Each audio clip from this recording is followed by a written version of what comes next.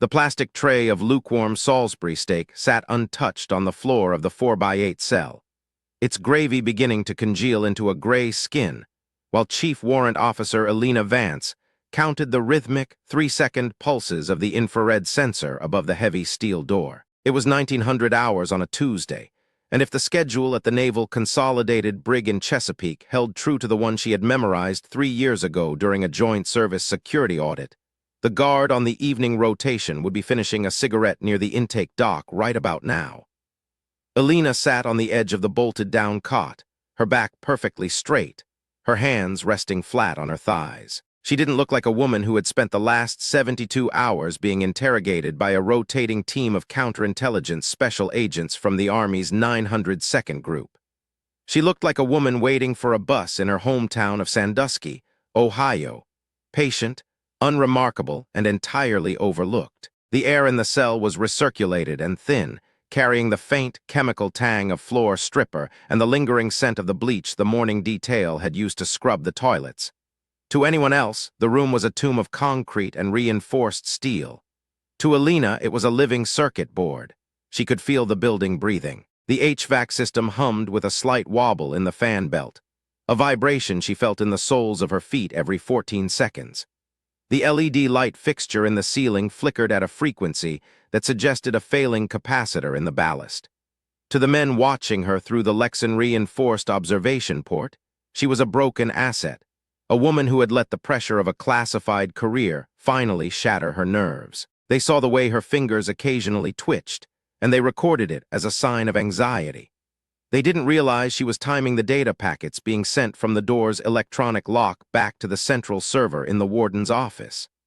Elena's journey to this cell hadn't started with a betrayal of her country, though that was the charge currently being typed into a JAG officer's laptop 3 floors up. It had started in her father's garage on the edge of Lake Erie, where the winter wind off the water was sharp enough to cut through a Carhartt jacket. Pete Vance had been a man of few words and grease-stained fingernails who believed that if you couldn't hear the flaw in an engine, you didn't deserve to drive the car. He had taught Elena that every machine had a heartbeat, a rhythm that told the truth when the dials and gauges were lying. While other girls in her high school were obsessing over the mall in Cleveland, Elena was stripping down 1970 Zera motorcycle transmissions and learning how to feel the microscopic burrs on a gear tooth with nothing but the pads of her thumbs. That tactile intuition was what had caught the recruiter's eye, though even he hadn't fully understood what he was looking at. He saw a girl with high SVAB scores and a steady hand. He didn't see the woman who would eventually become the Army's premier ghost in the world of signal intelligence. Elena Vance didn't just read code. She felt the electricity that moved it.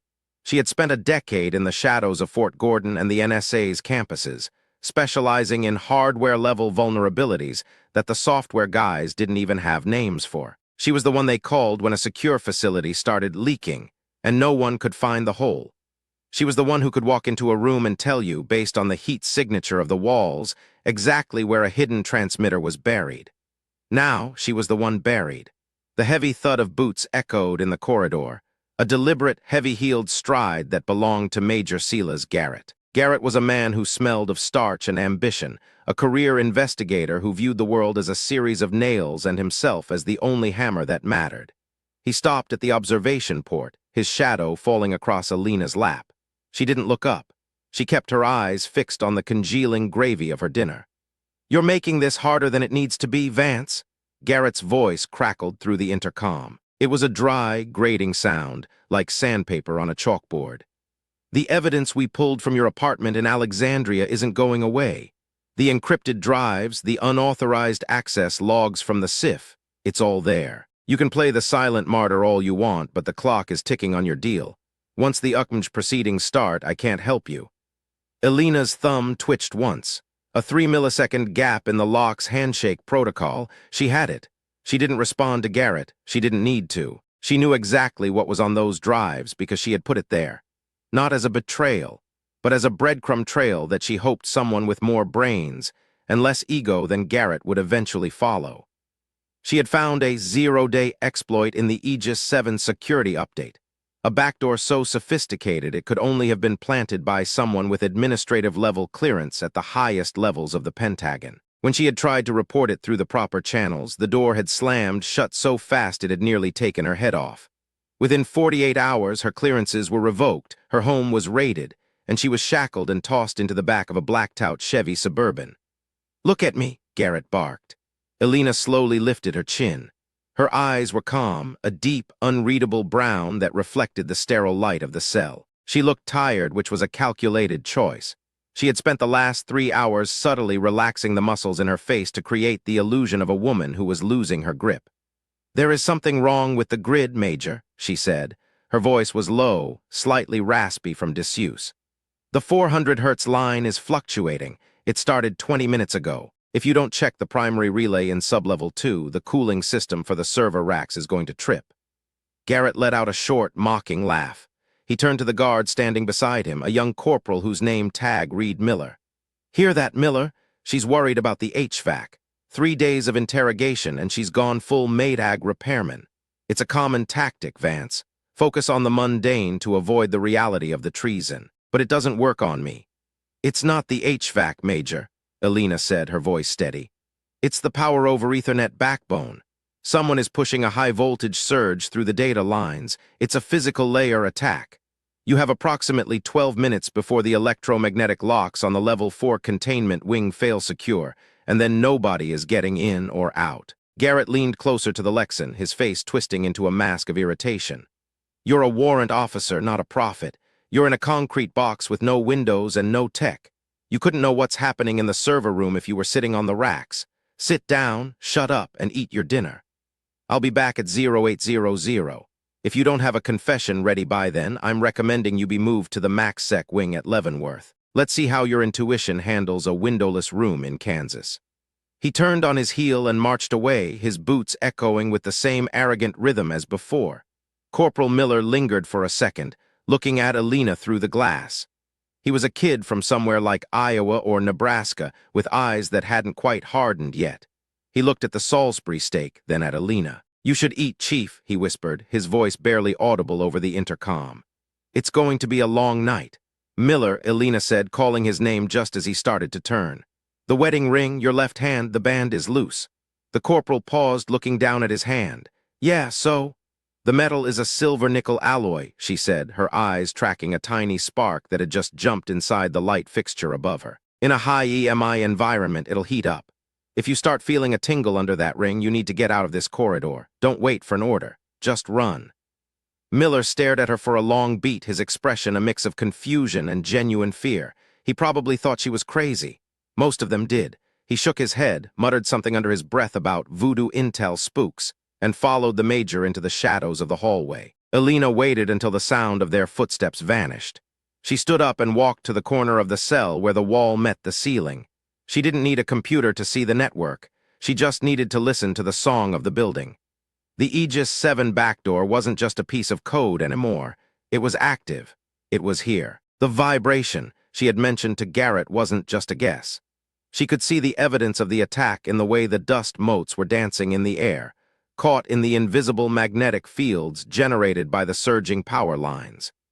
She reached into her mouth and used her tongue to dislodge a small, hard object she had tucked into the space between her rear molars and her cheek. It was a single ceramic-coated capacitor, no larger than a grain of rice, which she had pilfered from a discarded circuit board in the processing center during her intake. It was a tiny thing, seemingly useless without a board to call home. But Elena Vance didn't need a board. She had the room. She moved to the steel sink and pressed her ear against the cold metal. The plumbing in a facility like this was a giant antenna. She could hear the hum of the main pumps, but beneath that, there was a high-frequency chatter, the sound of a digital handshake being forced. The attack was coming from inside the facility's own maintenance network. Someone was using the building's smart infrastructure to bypass the hardened military firewalls. It was brilliant, and it was something she had warned the Pentagon about in a report that had been shredded 6 months ago. She took the ceramic capacitor and began to rub it against the concrete floor, her movements precise and rhythmic. She was honing the edges, turning the tiny component into a primitive but effective conductive bridge. As she worked, her mind drifted back to the moment she knew her life was over. It had been a Thursday afternoon at Fort Meade. She had been tasked with a routine diagnostic of the black box comms array used by the Joint Special Operations Command. She had found a string of code that didn't belong, a ghost packet that was exfiltrating encrypted location data from every Tier 1 operator in the field. She had followed the packet. She hadn't been able to help herself. It was like seeing a loose thread on a handmade suit. She had to pull. It had led her to a server in Northern Virginia, a dark site that didn't exist on any official budget. And on that server she had found the names, not enemies, not foreign agents, but Americans, men she had served with, men who were selling the lives of their fellow soldiers for a percentage of a defense contract. The realization had hit her with the force of a physical blow. She hadn't felt fear then. She had felt a cold, crystalline clarity. She knew she couldn't just report it. The people she would report it to were the ones who owned the server. So she had done the only thing she could. She had stolen the data, encrypted it with a key that only she knew, and hid it where they would never think to look, in the firmware of the very security system they used to protect their secrets. They had caught her because she wanted to be caught. She needed to be inside the system when the cleaners arrived to wipe the traces. She needed to be the one to stop them from the inside out. The capacitor was ready. Elena stood and walked to the wall-mounted intercom panel. It was a ruggedized piece of hardware designed to withstand a riot. She didn't try to pry it open. Instead, she used the sharpened edge of the ceramic to scrape away a tiny patch of paint from the screw heads that held the panel in place. She was creating a contact point. Then, she waited. The lights in the corridor suddenly dipped, the hum of the HVAC surging into a low-pitched growl before cutting out entirely. The silence that followed was heavy and unnatural. Then the red emergency lights flickered on, bathing the cell in a crimson, strobing glow. This was it. The Aegis 7 exploit had reached the execute phase. In the control room, the monitors would be turning into static, and the electronic locks on every cell would be entering a state of logic collision. They wouldn't know whether to stay locked or spring open, so they would default to a hard reboot cycle. Elena felt the tingle in the air. The EMI was spiking. Somewhere in the facility, a transformer was screaming. She took the capacitor and pressed it against the exposed metal of the intercom screw, then used her other hand to touch the metal frame of the sink. She was making herself the bridge. A normal person would have felt nothing, or perhaps a mild shock. But Elena Vance had spent her life learning how to sense the flow of electrons. She felt the surge hit her, a sharp, burning heat that raced up her arm and through her chest. She didn't flinch. She used the rhythm of her own heart to time the pulses, waiting for the exact moment when the door's solenoid was most vulnerable. Asterisk 1, 2, 3. Now, asterisk she shifted her weight, pressing the capacitor harder against the screw. There was a faint asterisk pop asterisk and the smell of toasted ozone. The intercom panel sparked, a tiny wisp of blue smoke curling into the air. In the hallway, the lock on cell 14 let out a metallic asterisk clack asterisk as the internal pins were forced into the open position by the induced current. The door swung outward 2 inches. Elena didn't rush. She stepped back, shaking the numbness out of her arm, her breathing shallow but controlled. Her heart was hammering against her ribs, but her mind was a calm sea. She had dismantled the first layer, but the brig was a fortress and she was in the heart of it. She pulled the door open the rest of the way, the heavy steel creaking on its hinges. The corridor was a nightmare of red light and shifting shadows. The alarm wasn't a siren, it was a low-frequency pulse that you felt in your teeth. She stepped out into the hallway, her bare feet silent on the cold concrete. 20 yards away, Corporal Miller was slumped against the wall, clutching his left hand. The silver nickel ring she had warned him about was glowing a dull, angry orange. He was hyperventilating, his eyes wide and unfocused. "Miller," she said, her voice cutting through the thrum of the building. He looked up, his face pale in the emergency light. "Chief, how?" "The door." "The ring, Miller, take it off. Now." He fumbled with it, his fingers shaking. The skin around the band was already blistering. He managed to yank it free, the metal hitting the floor with a tiny asterisk ping asterisk that sounded like a gunshot in the deadened air. He looked at his hand, then back at Elena, who was standing in the middle of the hallway like a ghost that had just walked through a wall. "The system is down, Miller," Elena said, her voice calm. "Not just the lights. The whole network. The security protocols are being rewritten by an external source. Your radio isn't going to work. Your keycard is useless. And in about 60 seconds, the fire suppression system in this sector is going to discharge halon gas because the sensors think there's a thermal event in the walls." Miller looked at his radio. He keyed the mic, but all that came out was a hiss of white noise that sounded like 1,000 angry snakes. He looked terrified. He was a 20-year-old kid who had signed up for the GI Bill and ended up in the middle of a cyber warfare operation he couldn't begin to understand. "What do I do?" he stammered. "You're going to give me your sidearm and your master override key," Elena said. She didn't say it like a request. She said it like an order from a general. "I can't. That's a violation of." "The Halon is coming, Miller. If you're in this corridor when it drops, you'll be dead in 3 minutes. Give me the gear, then go to the end of the hall through the manual fire door on the left.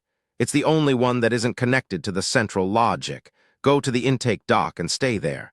Tell anyone you see that the facility is under a Section 8 cyber breach. Do you understand?" Miller stared at her. He saw a woman who had been a prisoner 5 minutes ago now standing over him with a terrifying, quiet authority. He reached for his holster, his hand trembling as he unclipped the Beretta M9 and handed it to her, along with the heavy ring of manual override keys that every block guard carried. "Go," she said. Miller didn't hesitate. He scrambled to his feet and ran down the hall, his boots slapping against the floor. Elena watched him go, a flicker of regret crossing her face. He was a good kid. He didn't deserve to be a footnote in this mess. She checked the Beretta, 1 in the chamber, 15 in the mag. She tucked it into the waistband of her orange jumpsuit. She didn't want to use it. Guns were loud, clumsy things.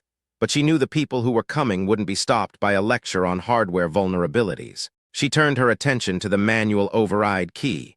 It was a simple, physical tool, but in a world of digital locks, it was the ultimate weapon. She moved toward the central hub of the block, where the warden's office and the main server closet were located. The air was getting thicker now, the smell of ozone replaced by a faint, sweet scent. The halon was starting to leak into the ducts. As she moved, she began to dismantle the security system of the entire wing. She didn't do it with a laptop. She did it by opening the maintenance hatches every 30 feet and reaching into the guts of the building. She knew where the junctions were. She knew which wires to pull to create a feedback loop that would blind the remaining cameras. She was like a surgeon, her hands moving with a speed and precision that would have baffled anyone watching. To an observer, she was just a woman in an orange jumpsuit pulling on wires. To the Aegis 7 cleaners, who were currently trying to remote access the facility, she was a virus that was eating their connection from the inside. She reached the server closet at the end of the hall. The door was a heavy, reinforced slab of steel with a biometric scanner. Elena didn't even look at the scanner. She knelt down and pulled a small plastic cover off the baseboard. Behind it was a cluster of fiber optic cables. She found the one she wanted, the primary data trunk for the wing. She didn't have a knife, so she used her teeth to strip a small section of the protective casing. It tasted like rubber and bitter chemicals. Once the fiber was exposed, she used the edge of the manual key to carefully bend the cable. Fiber optics worked on light. If you bent the cable at the right angle, the light leaked out. She watched the faint, pulsing glow of the data packets. She was looking for a specific rhythm, the heartbeat of the Aegis 7 backdoor. There it was. A rapid, triple pulse every half second. It was a beacon telling the external servers that the cleaners had control. Elena took a deep breath. She wasn't just going to break the connection. She was going to hijack it. She began to tap on the exposed fiber with the tip of her fingernail. It was a technique she had practiced for years, optical Morse code. She was injecting a stop command directly into the light stream. It was a task that required a level of focus that was almost meditative. She had to be precise to the millisecond. If she slipped, the system would recognize the interference and shut her out. Asterisk tap, tap, tap, tap. Asterisk the pulses in the cable shifted. The triple pulse faltered, then died. The light in the fiber turned a steady, unwavering blue. She had frozen the handshake. For the next 10 minutes, the people on the other side would see a system normal status while she did whatever she wanted. She stood up, her knees cracking. Her body felt heavy, the adrenaline beginning to wear off, leaving a dull ache in its wake. But she couldn't stop.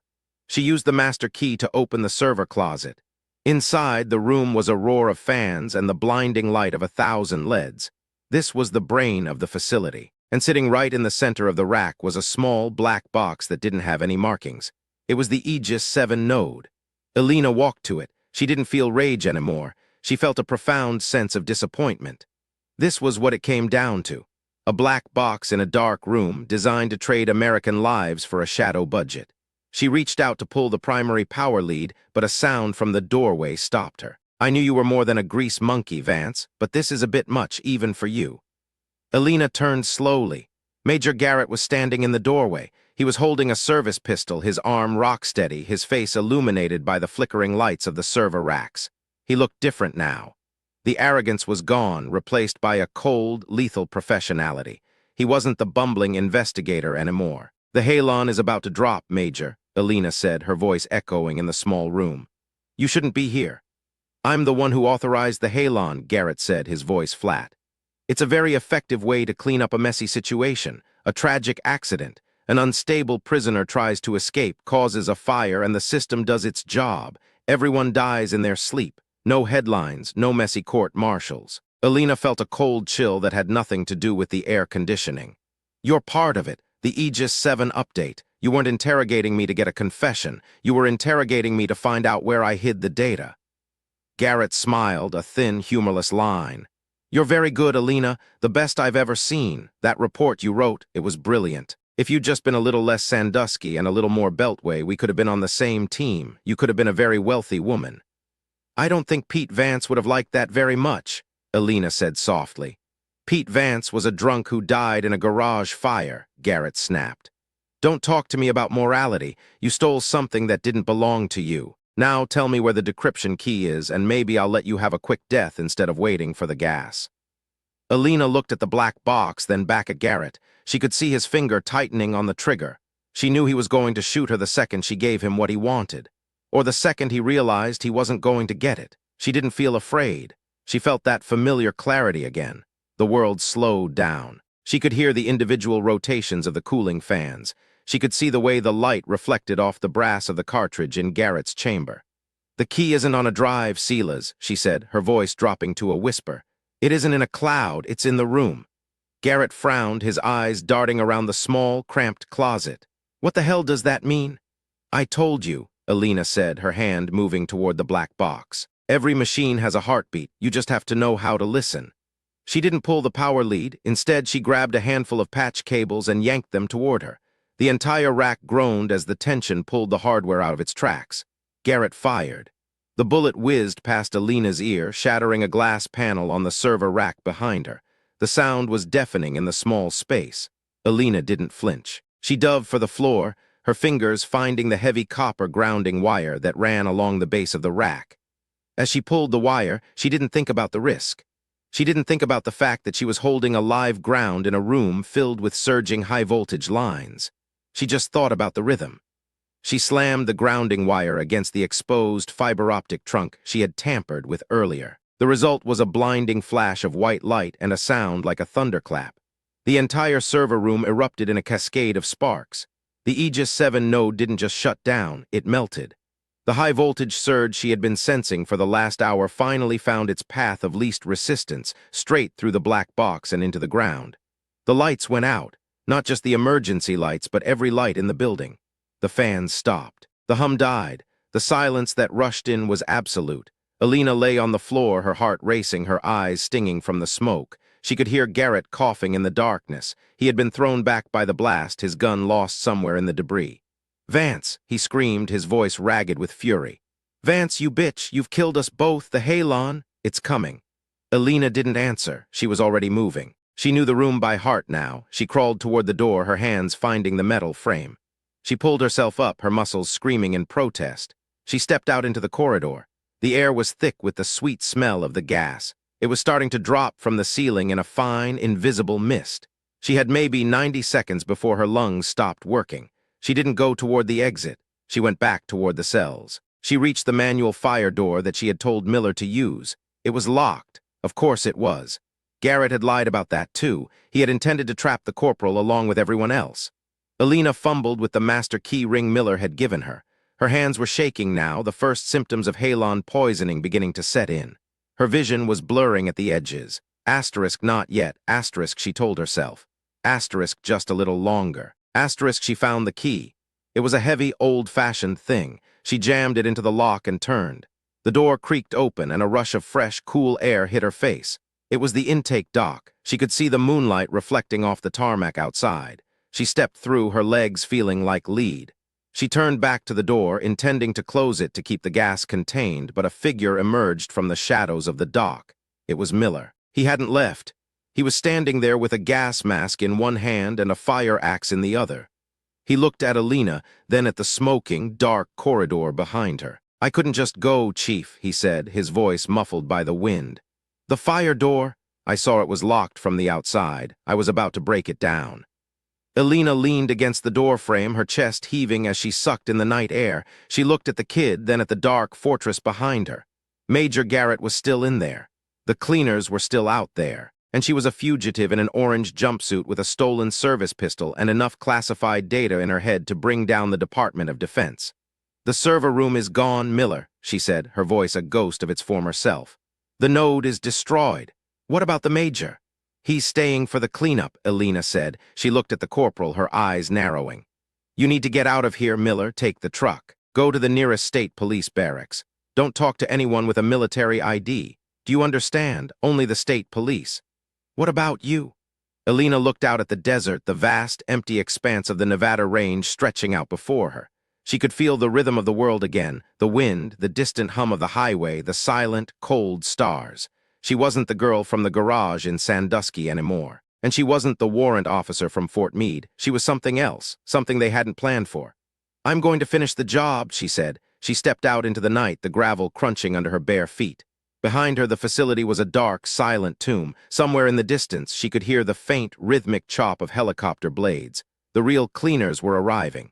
Elena Vance didn't run. She didn't hide. She walked toward the sound of the engines, her hand resting on the grip of the Beretta.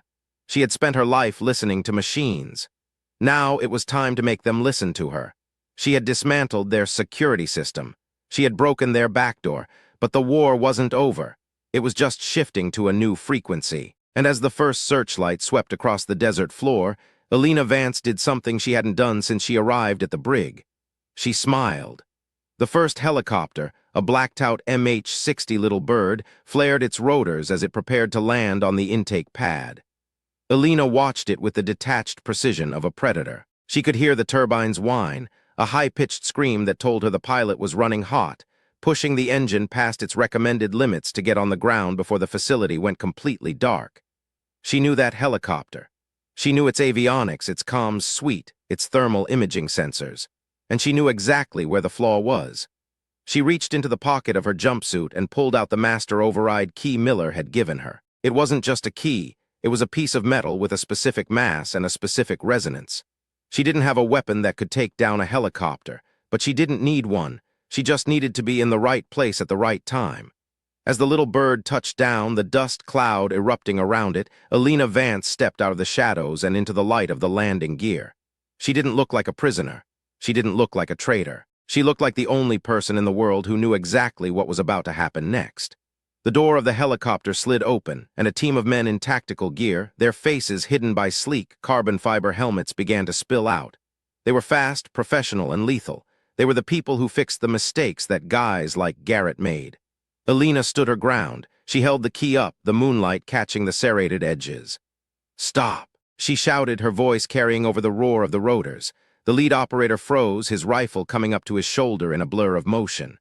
The red dot of his laser sight found Elena's chest, a tiny, glowing ember of death. "On the ground, now!" the operator barked.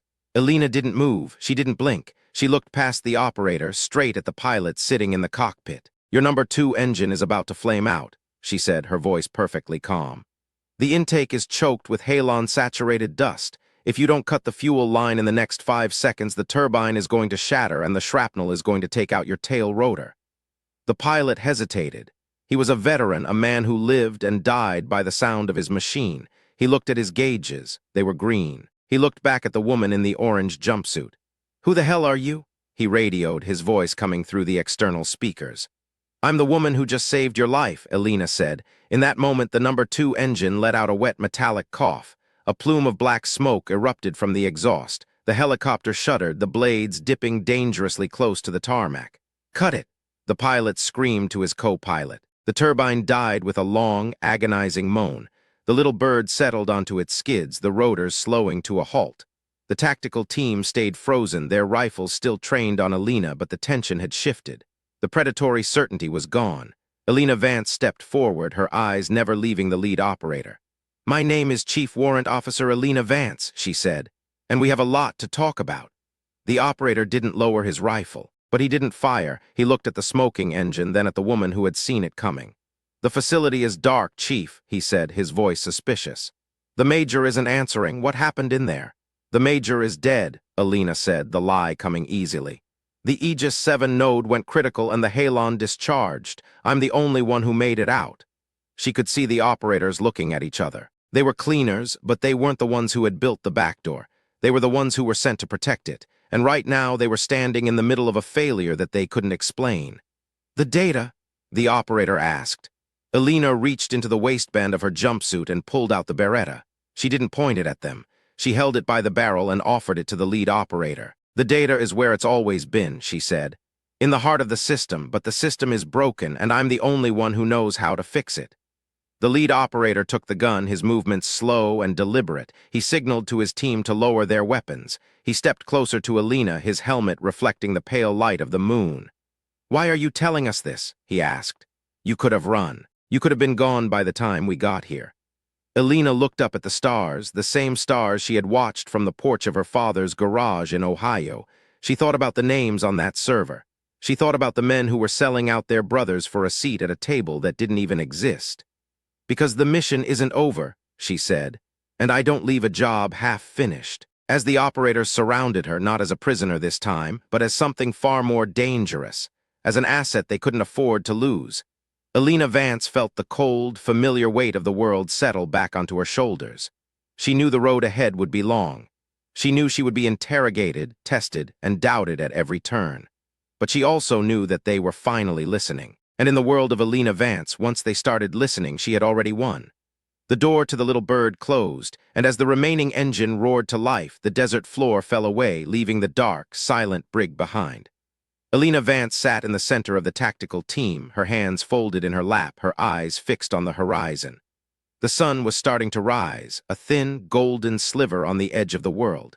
It was Wednesday morning, and for the first time in a long time, Elena Vance knew exactly what she was going to do.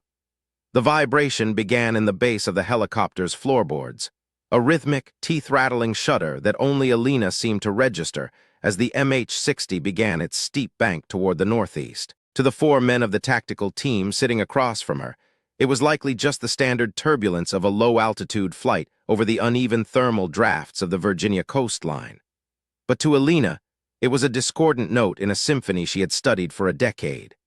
It was the sound of a hydraulic pump fighting a microscopic air bubble in the primary line, a tiny, structural anxiety that mirrored her own. She sat perfectly still, her wrists zip-tied in front of her, the plastic biting into the skin just below her radial pulse. She didn't struggle. She didn't look at the operators. She focused on the smell of the cabin, an intoxicating, heavy mix of JP-8 jet fuel, sweat, and the metallic tang of the rifles resting between the men's knees. It was the smell of the world she belonged to, even if that world currently viewed her as a pathogen it was trying to isolate. The lead operator, the one who had taken her Beretta, was watching her through the dark visor of his helmet. He hadn't spoken since they cleared the Chesapeake airspace. He was a man built of hard angles and suppressed energy, his name tape obscured by a strip of black Velcro, a gray man in every sense. Elena could feel the weight of his suspicion. It was a physical pressure in the cramped space, more significant than the G-force of the turn. He was waiting for her to break, to explain how a broken warrant officer had managed to melt a level 4 server node with a handful of patch cables. He didn't understand that for Elena, breaking things wasn't an act of violence. It was an act of translation. She was simply speaking the language the hardware had been screaming for months. "You're thinking about the node," Elena said, her voice barely a whisper against the roar of the GET 700 engines. She didn't look at the lead operator, but she saw him stiffen. "You're wondering if the surge traveled back to the regional hub at Langley. It didn't. I isolated the bus bars before I grounded the trunk. The damage is contained to the brig. Your bosses still have their toys, Sergeant. They just lost the remote control for that specific room." The operator leaned forward, his gloved hand resting on the grip of his carbine. "You're supposed to be in a fugue state, Vance. According to the psych profile Garrett filed, you're a high-functioning schizophrenic with a fixation on electrical grids. You don't look very schizophrenic to me right now. Garrett was a man who saw what he needed to see to keep his pension secure, Elena replied. She turned her head, looking out the small, scratched window at the dark expanse of the Atlantic. The sun was a bruised purple on the horizon, the first light of Wednesday morning bleeding into the sky. He thought he could use the Aegis 7 update to bury his own footprints. He forgot that every time you write to a drive, you leave a physical scar on the platter. You can delete the files, but you can't heal the metal. I saw the scars, Sergeant. That's why I'm in these ties. The operator didn't respond, but he didn't pull away either. For a fleeting second, Elena saw the way his fingers tapped a rhythmic pattern against his rifle, 3 short, 1 long. It was a nervous habit, a subconscious echo of a distress signal.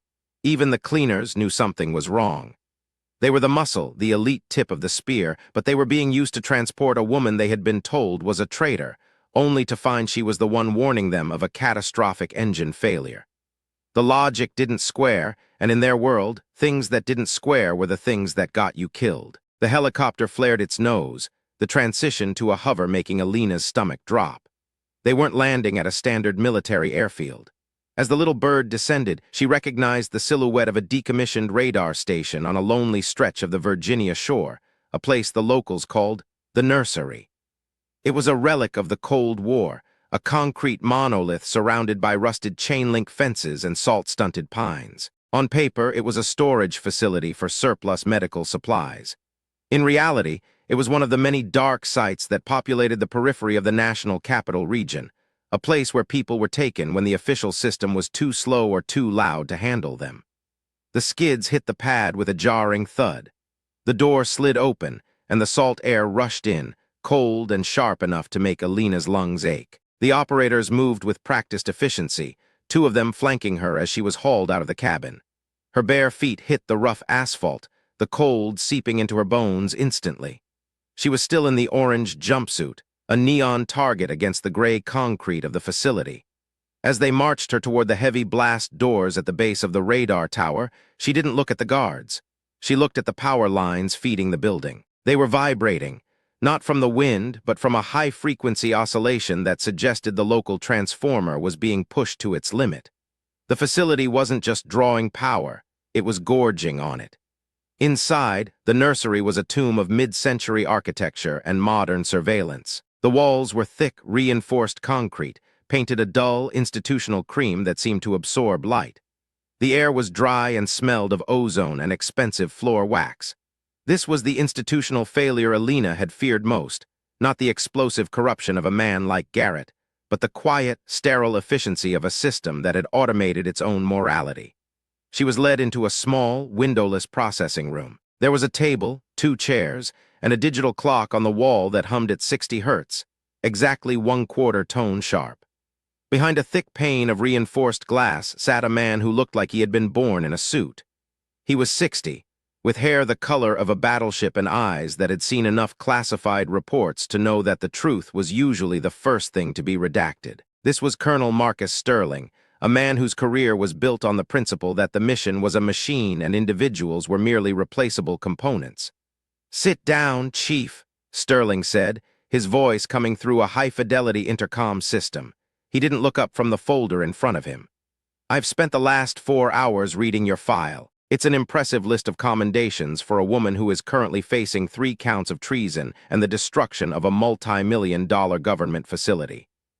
Elena sat. She placed her bound hands on the table. "The facility isn't destroyed, Colonel. The node is. There's a difference. One is a disaster, the other is a surgery. If I hadn't taken it offline, the Aegis 7 handshake would have propagated to the Atlantic Fleet's tactical data link. You would have had 3 destroyers and a carrier group whose fire control systems were being slaved to an external server in Riston." Sterling finally looked up. There was no anger in his face, only a weary, professional disappointment. "That's a very dramatic theory, Vance. It's also entirely unverified. The Aegis 7 update is a product of 3 years of development by the finest minds in the private sector and the NSA. To suggest it contains a physical layer backdoor is not just an insult to those professionals. It's a technical impossibility according to every audit we've conducted." "Then your auditors don't know how to listen to the silicon," Elena said, her voice steady. "They're looking at the code. I'm looking at the power consumption. When the Aegis 7 protocol is active, the chipsets on the motherboard draw 4% more amperage than they should. That's not a software bug, Colonel. That's a hidden instruction set burned into the hardware itself. Someone didn't just write a backdoor, they manufactured one. Sterling sighed, a soft, dry sound. He tapped a pen against the folder. And I suppose this someone is part of the same shadow cabal you mentioned in your shredded report from 6 months ago, the one involving General Holloway and the contractors at Aegis Systems. It's not a cabal, it's a business model, Elena replied. They aren't trying to overthrow the government. They're trying to own the infrastructure of the war. If you own the security system, you own the house. It's that simple. It's never that simple, Chief, Sterling said. He leaned back, his chair creaking with a sound that Elena noted was a structural flaw in the casting. In the real world, we deal with protocols, with chain of command, and with the preservation of institutional integrity. What you did at Chesapeake was a violation of every one of those things. You cost us an asset in Major Garrett, who, despite your claims, is currently in critical condition with halon poisoning, and you compromised a secure military installation. My job isn't to figure out if you're right. My job is to ensure you never have the opportunity to be wrong again. He stood up, closing the folder with a definitive snap. You will be held here under Section 8 protocol. No visitors, no legal counsel, no communication with the outside world. We are going to conduct a full forensic audit of your psychological state. If we find that you are indeed suffering from the delusions Major Garrett described, you will be transferred to a medical facility for the remainder of your sentence. If we find you are sane, you will be moved to Leavenworth to await trial. Colonel, Elena said as he turned to leave. The lights in this room, they are on a dedicated circuit, aren't they? Sterling paused, his hand on the door handle. I imagine so. Why? Because they are flickering at 144 cycles per second, she said, her eyes fixed on the LED panel above her. Standard is 120. Someone is overclocking the facility's local network. The cleaners didn't just bring me here to hide me. They brought the virus with them. It's in the helicopter's flight recorder, and now it's in your building's mainframes. You think you're locking me in, but you're actually locking yourself in with the thing I was trying to kill. Sterling looked at the light fixture for a long beat. It looked perfectly steady to him. He shook his head, a faint sneer of pity on his lips. Get some rest, Chief. You've had a very long night. The door clicked shut, the sound of the electronic lock engaging echoing in the small room like a gavel. Elena was alone. She closed her eyes and let her head rest on the cool surface of the table. She could feel the vibration of the building's infrastructure through the wood. It was getting stronger. The song of the nursery was changing, shifting from the steady hum of a dormant facility to the frantic, jagged rhythm of a system under assault. She wouldn't know until 2 hours later that Corporal Miller was also in the building. The door opened again, but it wasn't Sterling. It was a young guard, his uniform slightly rumpled, his eyes bloodshot from lack of sleep. It was Miller.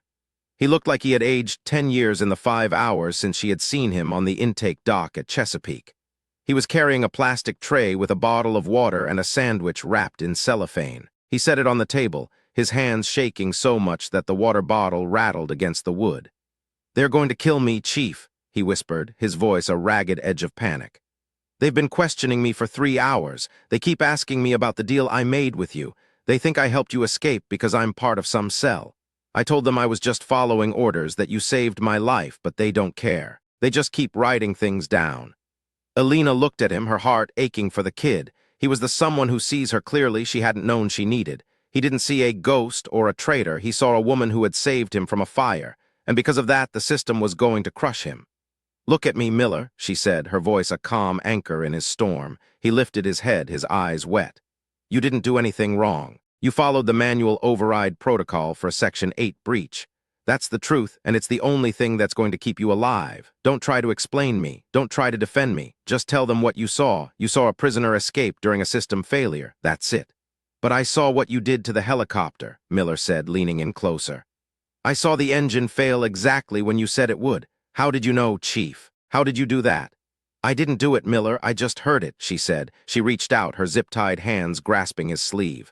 Listen to me. They've got you assigned to the transport detail for the next shift, don't they? That's why you're the one bringing me food. They want to see if we talk. Miller nodded. They said I'm the only one who knows your patterns. They want me to watch you through the night. Good, Elena said. Then you're going to do something for me. In the pocket of my jumpsuit, the one I was wearing when we arrived, there's a small piece of ceramic. It's the capacitor I used at the brig. They took my gear, but they probably just threw the jumpsuit in a bin in the intake locker. I need you to get it back." Miller's eyes went wide. "Chief, if they catch me—" "That's a felony. I'll go to prison for 20 years. "If you don't get it, Miller, we're both going to be dead in 20 hours, Elena said, her voice dropping to a register of absolute dark competence. The system failure that started at Chesapeake wasn't a one-off. It's a cascading event. Look at the clock on the wall. Watch the second hand. Miller turned his head. The red needle was sweeping around the face. Every time it reached the 12, it paused for a fraction of a second, a tiny, stuttering hitch before continuing. "The time sync for the entire facility is being corrupted," Elena explained. "The Aegis 7 backdoor uses a time offset to encrypt its data packets. It's drifting. In about 6 hours, the drift will be so large that the encryption will break, and the system will enter a logic loop to try and fix itself. When that happens, the building's fire suppression, the airlocks, the security cameras, they'll all restart at the same time. It'll be Chesapeake all over again, but on a much larger scale. This facility doesn't have halon, Miller. It has a high-expansion foam system designed to smother a chemical fire. If those tanks blow, this whole basement will be filled with foam in 30 seconds. Nobody gets out." Miller swallowed hard, his Adam's apple bobbing. He looked at the door, then back at Elena. He saw the truth in her eyes, not the voodoo he had feared before, but the cold, hard reality of a woman who was looking at a blueprint he couldn't see. "The intake locker is in sublevel 1, Miller said, his voice barely audible. "The guards take a smoke break at 0200 near the loading dock. I think I can get in through the laundry chute." "Do it, Miller," she said. "And one more thing. If you find a technician named Holloway or anyone from Aegis Systems in the building, don't let them near the server room. They aren't here to fix the system. They're here to clean it, and we both know what that means now." Miller nodded, a newfound resolve hardening his young face. He stood up, taking the empty tray, and walked to the door. As he signaled the guard outside to open it, he looked back at Elena one last time. For a split second, the barrier between them, the rank, the orange jumpsuit, the zip ties, vanished. They were just two people trapped in a machine that had gone off the rails, trying to find a way to stop the gears from grinding them to dust. The door closed, and the silence returned, heavier than before. Elena sat back, her mind already racing through the architecture of the building.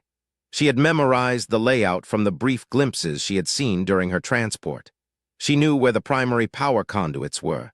She knew where the server racks were located. And she knew that Sterling's Security Review Board was currently sitting in a room 3 floors up, blissfully unaware that the ground they were standing on was about to become a kill zone. As the hours ticked by, the physical tension in the room began to mount. Elena could feel it in her teeth.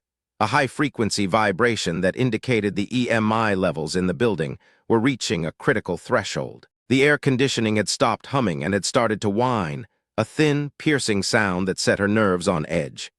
She spent the time practicing her breathing, slowing her heart rate to a crawl, preparing her body for the surge of adrenaline she knew was coming. At 0215, the lights in her cell didn't just flicker. They turned a deep, pulsating violet. The LED panels were being overdriven by the surging current, the phosphor coating on the diodes screaming as they were pushed past their thermal limits. Elena stood up, her back against the cool concrete wall. She could hear the sound of boots running in the corridor outside, not the measured, rhythmic stride of a patrol, but the frantic, uneven pace of men in a panic. The intercom crackled to life, but it wasn't Sterling's voice. It was a cacophony of white noise, high-pitched squeals, and a distorted digital voice that sounded like it was being fed through a meat grinder. "Emergency, containment breach, all personnel to, level, extraction." The voice cut out, replaced by the deafening roar of a siren that seemed to come from inside the walls themselves. This was it. The logic loop had begun. In the control room, the monitors would be showing a total systems failure. The guards would be trying to use their keycards, only to find the readers were either dead or were actively shocking anyone who touched them. The door to her cell let out a sharp asterisk crack asterisk as the electronic bolt was slammed back and forth by the surging current. It didn't open. It was stuck in a deadlock state. Elena didn't panic. She moved to the sink and gripped the metal basin, feeling the electricity hum through the plumbing. She was waiting for the one thing she knew was coming, the one flaw in the building's design that she had seen on the way in. The facility's secondary power was provided by a bank of massive lead-acid batteries in the basement. When the main grid failed, the transition to battery power created a massive DC offset in the grounding system. For a few milliseconds, the entire building was essentially a giant capacitor, looking for a place to discharge. There was a blinding flash from the intercom panel on the wall. A bolt of blue electricity jumped from the speaker to the door frame, the air smelling instantly of toasted ozone and burnt insulation. The electronic lock groaned, the internal motor melting into a solid lump of copper and steel. The door swung open 3 inches. Elena didn't wait. She put her shoulder against the steel and shoved. The door creaked, the melted lock scraping against the frame, and then it gave way. She stumbled out into the corridor, her bare feet hitting a floor that was already covered in a thin, white film. The foam. It was already starting to discharge from the ceiling vents. It looked like snow, but it was a thick chemical sludge that expanded on contact with air. In 10 minutes, this hallway would be a solid block of suffocation. "Chief, over here." She turned to see Miller standing at the end of the hall, his face pale, his uniform covered in the white foam. He was holding a small, silver object in his hand, the ceramic capacitor. He had made it. "Get to the stairs." Elena shouted over the roar of the fire alarm. "The elevators are going to be death traps." They ran, their feet sliding on the slick floor. The foam was falling faster now, a heavy, suffocating curtain that blurred their vision and deadened the sound of the siren. They reached the stairwell door, but it was locked, not electronically, but with a heavy manual deadbolt. "The key!" Elena yelled. Miller fumbled with his belt, his fingers slick with foam. He pulled out a ring of keys and tried the first one. It didn't fit. He tried the second, nothing. "Let me," Elena said. She took the keys from his shaking hands. She didn't look at them. She closed her eyes and felt the weight of each key, the way the metal resonated when she tapped them together. She found the one that felt right, the one with the densest grain and the sharpest edges. She jammed it into the lock and turned. The door flew open and they scrambled into the stairwell. The air here was clearer, but the sound of the building's agony was louder. The concrete walls were acting as a resonator for the humming transformers in the basement. It sounded like a giant heart that was beating too fast, its valves beginning to fail.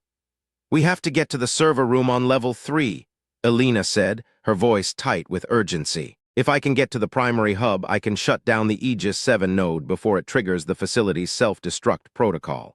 "Self-destruct?" Miller gasped, his chest heaving as they climbed the stairs.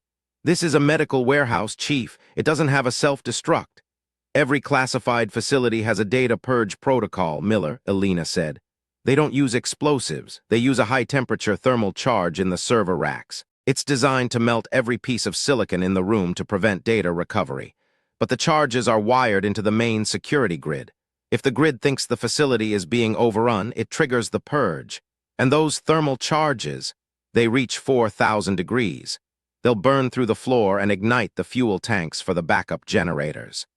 They reached the level 3 landing. The air here was thick with smoke, black, oily smoke that smelled of burning plastic. The server room was at the end of the hall, its heavy glass doors shattered, the lights inside flickering with a violent, strobe-like intensity. As they approached, Elena saw a figure standing in the doorway. It was a man in a lab coat, his face illuminated by the sparking racks. He wasn't a guard. He wasn't a soldier. He was a technician, and he was holding a handheld terminal plugged directly into the primary trunk. It was Holloway, the man from Aegis Systems. "Step away from the console," Elena shouted, her voice cutting through the chaos. Holloway turned. He was a young man, probably no older than Elena, with a face that was a mask of cold, intellectual arrogance. He didn't look afraid. He looked like a scientist watching a successful experiment. "Chief Warrant Officer Vance," he said, his voice calm and melodic. "I must say your ability to track the signal is truly remarkable, but you're too late. The logic loop isn't a glitch. It's the final stage of the update. We're not losing control, Elena. We're refining it. You're killing everyone in this building," Elena yelled, stepping forward. "A necessary cost for the evolution of the system," Holloway replied, his fingers moving across the terminal with a terrifying speed. "The Aegis 7 protocol requires a blank slate to fully integrate. The failures at Chesapeake and here are just the diagnostic phase. Once the thermal purge is complete, the new firmware will be the only thing left. It will be the most secure, most responsive military infrastructure in history. No more human errors, no more intuition, just pure, perfect logic." He looked at Miller, then back at Elena. "You should be proud. You're the one who showed us the flaws. You were the ultimate stress test, and now you've served your purpose." He pressed a final key on his terminal. On the server rack behind him, a series of red LEDs began to pulse. A slow, steady heartbeat that Elena knew was the countdown for the thermal charges. "The purge starts in 60 seconds, Holloway said. He pulled the terminal and turned to a small, secondary exit at the back of the room, a manual escape hatch that Elena hadn't noticed. "I'd suggest you use this time to say your prayers, though I doubt any god can hear you over the sound of 400 hertz interference." He disappeared into the shadows of the hatch, the heavy door slamming shut behind him. "Chief, what do we do?" Miller yelled, his eyes fixed on the pulsing red lights. Elena didn't answer. She walked into the server room, her bare feet crunching on the shattered glass. The heat was already rising, the air shimmering with the beginning of the thermal reaction. She looked at the racks, the brain of the facility. She could see the Aegis 7 node, a small black box buried in the center of the hardware. She reached into her pocket and pulled out the ceramic capacitor. It was a tiny thing, a grain of sand against a mountain. But Elena knew that even a mountain could be brought down if you found the right fault line. She didn't try to stop the countdown. She didn't try to hack the terminal. She knelt down and found the main grounding strap for the entire rack, a heavy braided copper cable that ran into the floor. "Miller, get back to the stairwell," she ordered. "Not without you, Chief. Go now, that's an order." Miller hesitated, his eyes filled with a mix of terror and devotion. Then he turned and ran, his boots echoing down the hallway. Elena was alone with the machine. She could hear the thermal charges beginning to hiss, the sound of magnesium and thermite preparing to ignite. The air was becoming unbreathable, the oxygen being sucked out of the room by the mounting heat. She took the capacitor and pressed it against the copper grounding strap. She closed her eyes and felt the rhythm of the building one last time. She wasn't listening to the sirens or the fans or the hissing charges. She was listening to the electricity itself, the millions of electrons racing through the wires, the lifeblood of the institution that had betrayed her. She found the frequency. It was a high, singing note, a pure vibration that resonated in the very marrow of her bones. Asterisk 1, 2, 3. Asterisk, she didn't just ground the wire, she became the ground. She felt the surge hit her, a wave of white-hot agony that raced up her arms and through her chest. It was 1,000 times stronger than the shock at the brig. It felt like her very soul was being rewritten by the current. But she didn't let go. She held the capacitor against the copper, her heart fighting to maintain its own rhythm against the overwhelming power of the machine. The pulsing red LEDs on the server rack didn't just stop, they exploded. The surge she had induced traveled back through the grounding system, hitting the thermal charges' ignition circuits simultaneously. Instead of a controlled, sequential burn, the charges detonated in a single, massive logic short. The room was filled with a blinding, blue-white light. The sound wasn't a bang, it was a long, low groan of metal being vaporized. The server rack didn't melt, it shattered. Elena was thrown backward by the force of the discharge, her body hitting the concrete wall with a sickening thud. The world went dark. The sirens stopped. The heat vanished, replaced by a sudden, unnatural cold. She lay on the floor, her breath coming in shallow, ragged gasps. Her arms were numb, her skin smelling of burnt hair and ozone. She could feel the blood trickling down her face from a cut on her forehead. But she was alive. She looked at the server rack. It was a smoking ruin of twisted metal and shattered glass. The Aegis 7 node was gone, reduced to a pile of ash. The logic loop had been broken. The building was silent. She tried to move, but her legs felt like they were made of lead. She closed her eyes, the darkness of the room pulling at her, inviting her to just let go, to let the system win. But then she heard a sound, a rhythmic, heavy-heeled stride. Asterisk clack, clack, clack. Asterisk, it was the sound of boots on concrete, but it wasn't Miller and it wasn't the cleaners. It was a sound she hadn't heard in years, the specific, measured pace of her father, Pete Vance, walking across the garage floor in Sandusky. "Get up, Elle," the voice whispered in her mind. "The job's not done, you can't leave a machine half-fixed." Elena's eyes snapped open. She wasn't in Sandusky. She was in a dark, smoking server room in the middle of a forest in Virginia. She wasn't a girl, she was a soldier, and the enemy was still out there. She pulled herself up, her muscles screaming in protest. She used the wall for support, her hands trembling as she wiped the blood from her eyes. She looked at the secondary exit Holloway had used. It was still open, a sliver of gray morning light beckoning from the darkness. She didn't go toward the exit. She went toward the main hallway. She found Miller near the stairwell, slumped against the wall, his face buried in his hands. He looked up as she approached, his eyes widening in disbelief. "Chief, you're alive. We have to go, Miller," she said, her voice a raspy ghost of its former self. "The thermal purge failed, but the backup generators are going to kick in any second. And when they do, they're going to pump the rest of that foam into the basement. We have to get to the roof." "The roof? Why the roof?" "Because that's where the antenna is," Elena said. She looked at him, her eyes burning with a cold, crystalline clarity. "Holloway didn't just have a terminal, he had an uplink.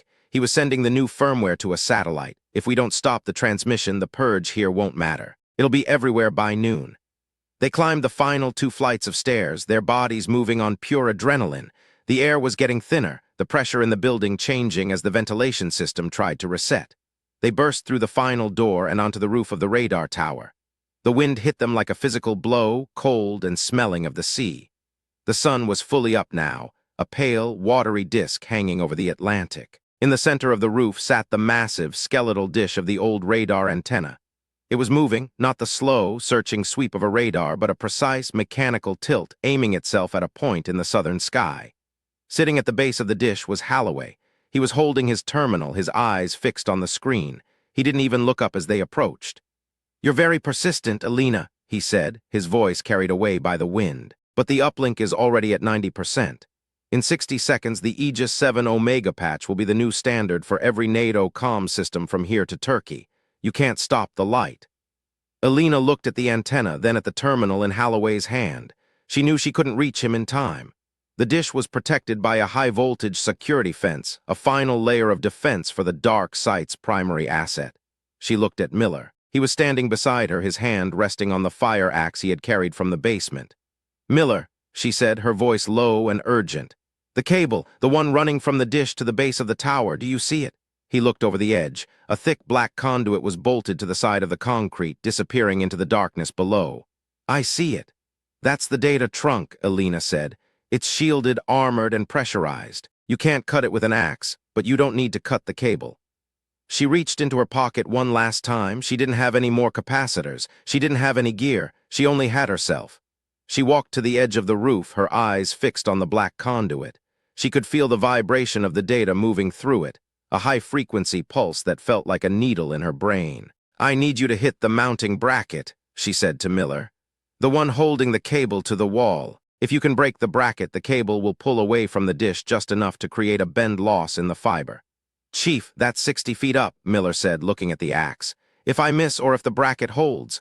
"Then the world changes, Miller," Elena said. She looked at him, her expression unreadable.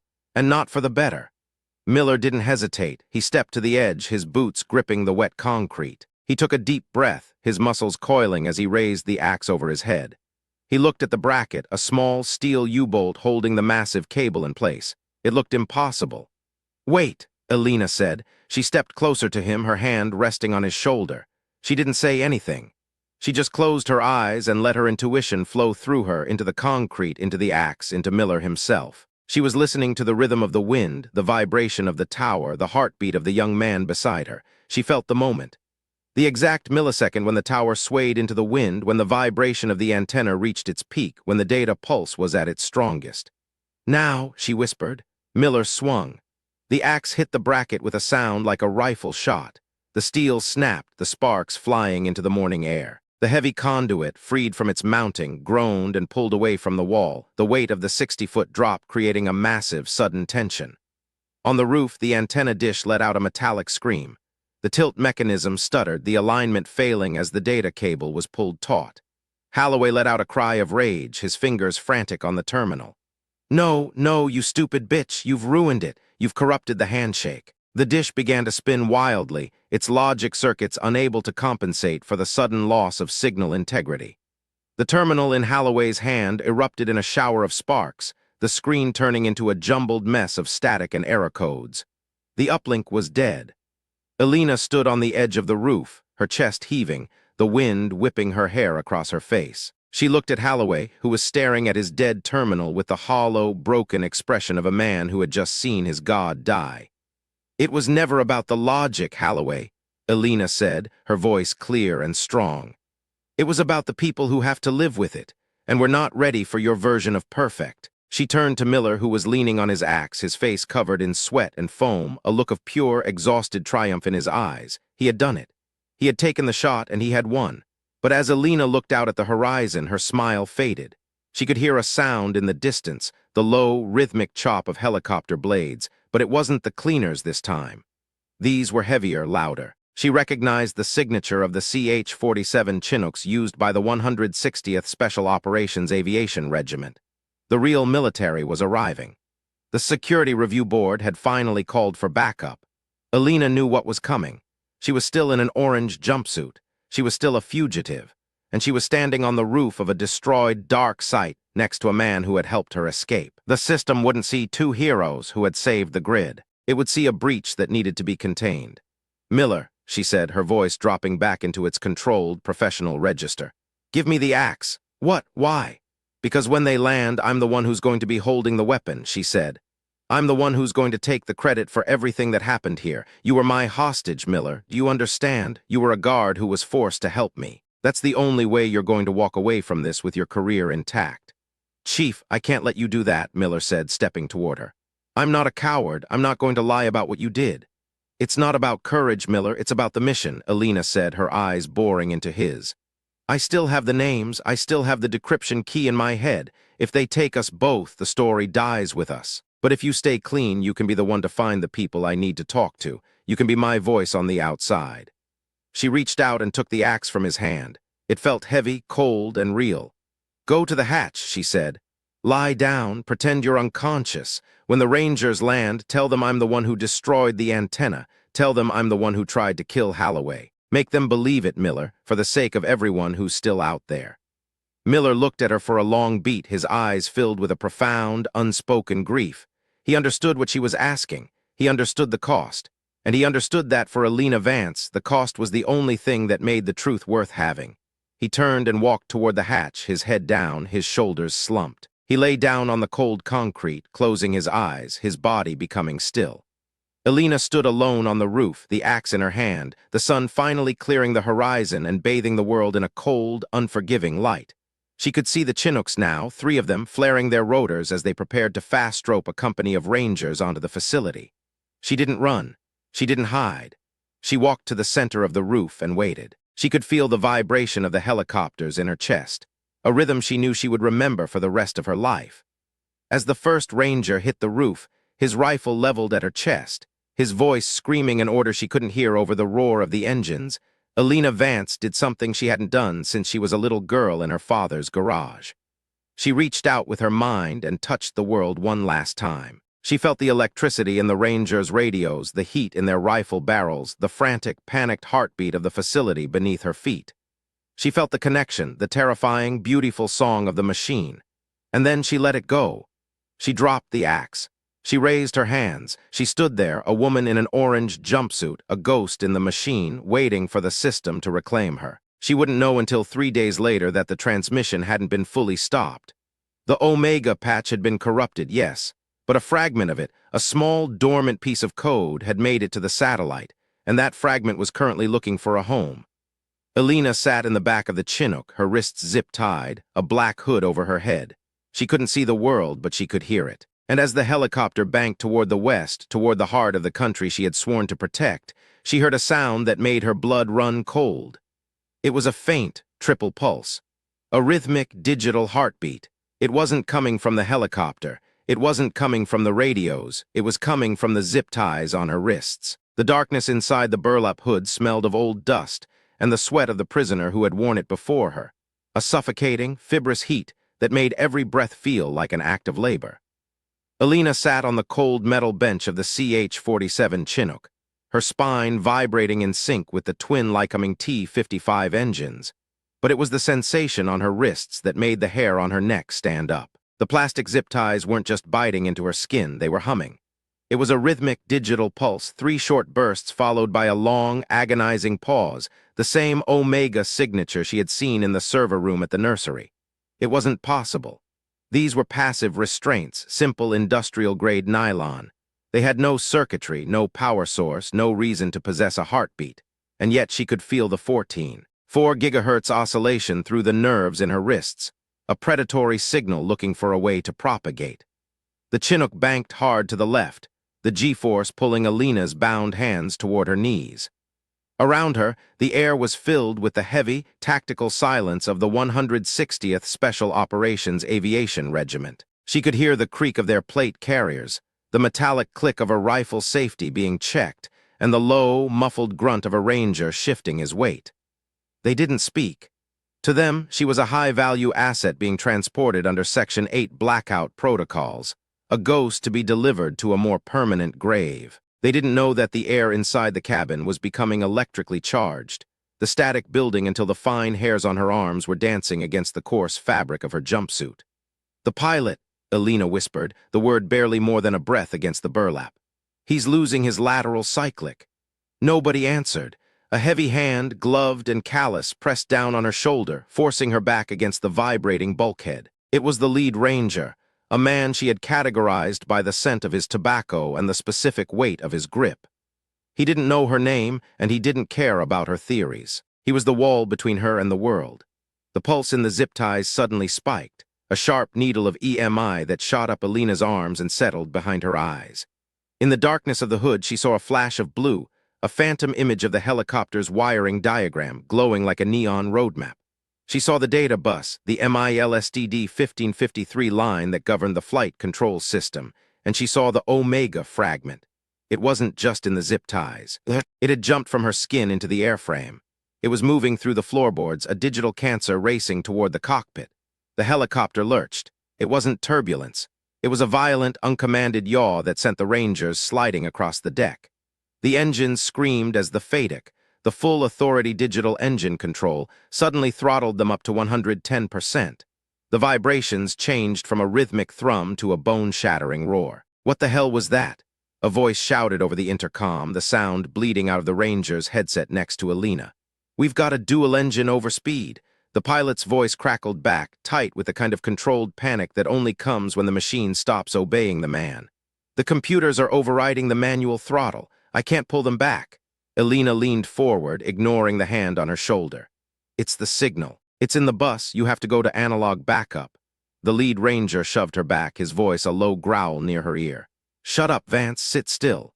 You're going to auto-rotate into the Atlantic in 30 seconds if you don't listen to me." Elena yelled, her voice cutting through the engine roar. "The Omega patch isn't just data. It's a physical layer hijack. It's overdriving the actuators. Look at your displays. They're lying to you." Another lurch, more violent than the first. The Chinook's nose pitched down, the world tilting into a terrifying descent.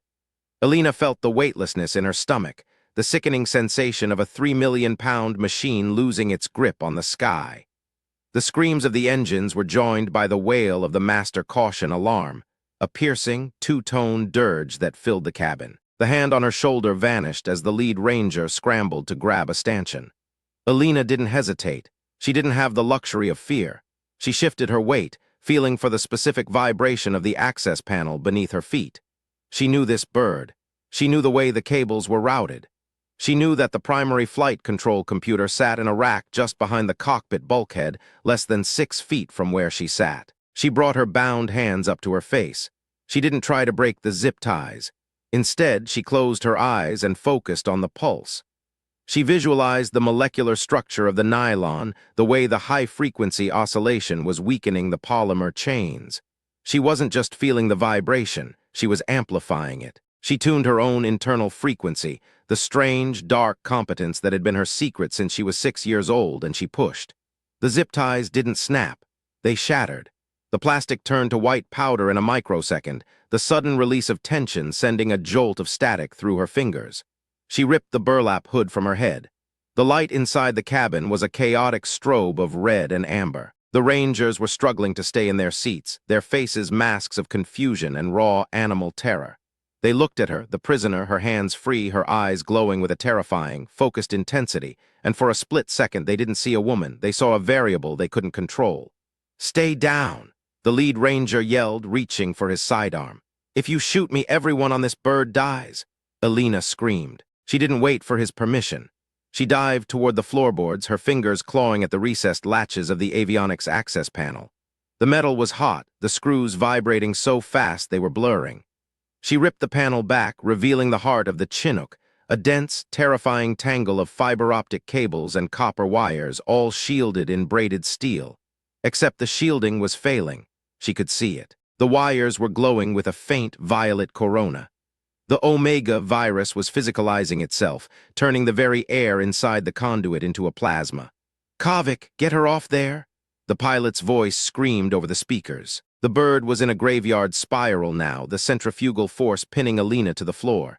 The lead ranger, Kavik, lunged for her, his hand wrapping around her ankle. Elena kicked him off, her eyes never leaving the wiring rack. She saw the primary bus controller, a gray box the size of a toaster. It was humming at a frequency that made her teeth ache. "I need a bridge," she shouted. She looked at the rangers, her gaze landing on the tactical medic at the end of the row. "The defibrillator, give me the paddles." "What?" The medic gasped, his face pale. "The bus is saturated. I have to drain the static or the flight controls will stay locked." She crawled toward him, the floor of the helicopter bucking like a wild horse. "Give them to me, now." Kavik tackled her then, his full weight slamming her into the bulkhead. He pinned her arms, his face inches from hers. "You're trying to sabotage the bird, Vance. I'll kill you right here. Look at the cockpit glass, Kavik." She spat, blood from the cut on her forehead spraying onto his visor. "Look at the sparks." Kavik glanced toward the front of the cabin. The armored glass of the cockpit was spiderwebbing, not from an impact, but from the sheer electrical pressure of the Omega signal trying to find a ground. Long, jagged bolts of blue light were dancing across the instrument panel, the pilot's hands being jerked away from the controls by the sheer voltage. "She's right," the medic yelled, sliding across the deck with the defibrillator unit. "The whole system is shorting out." Kavik looked back at Elena. He saw the truth in her eyes, the cold, clinical certainty of a woman who was looking at a mathematical problem, not a catastrophe. He let go of her arms. "Do it," he barked.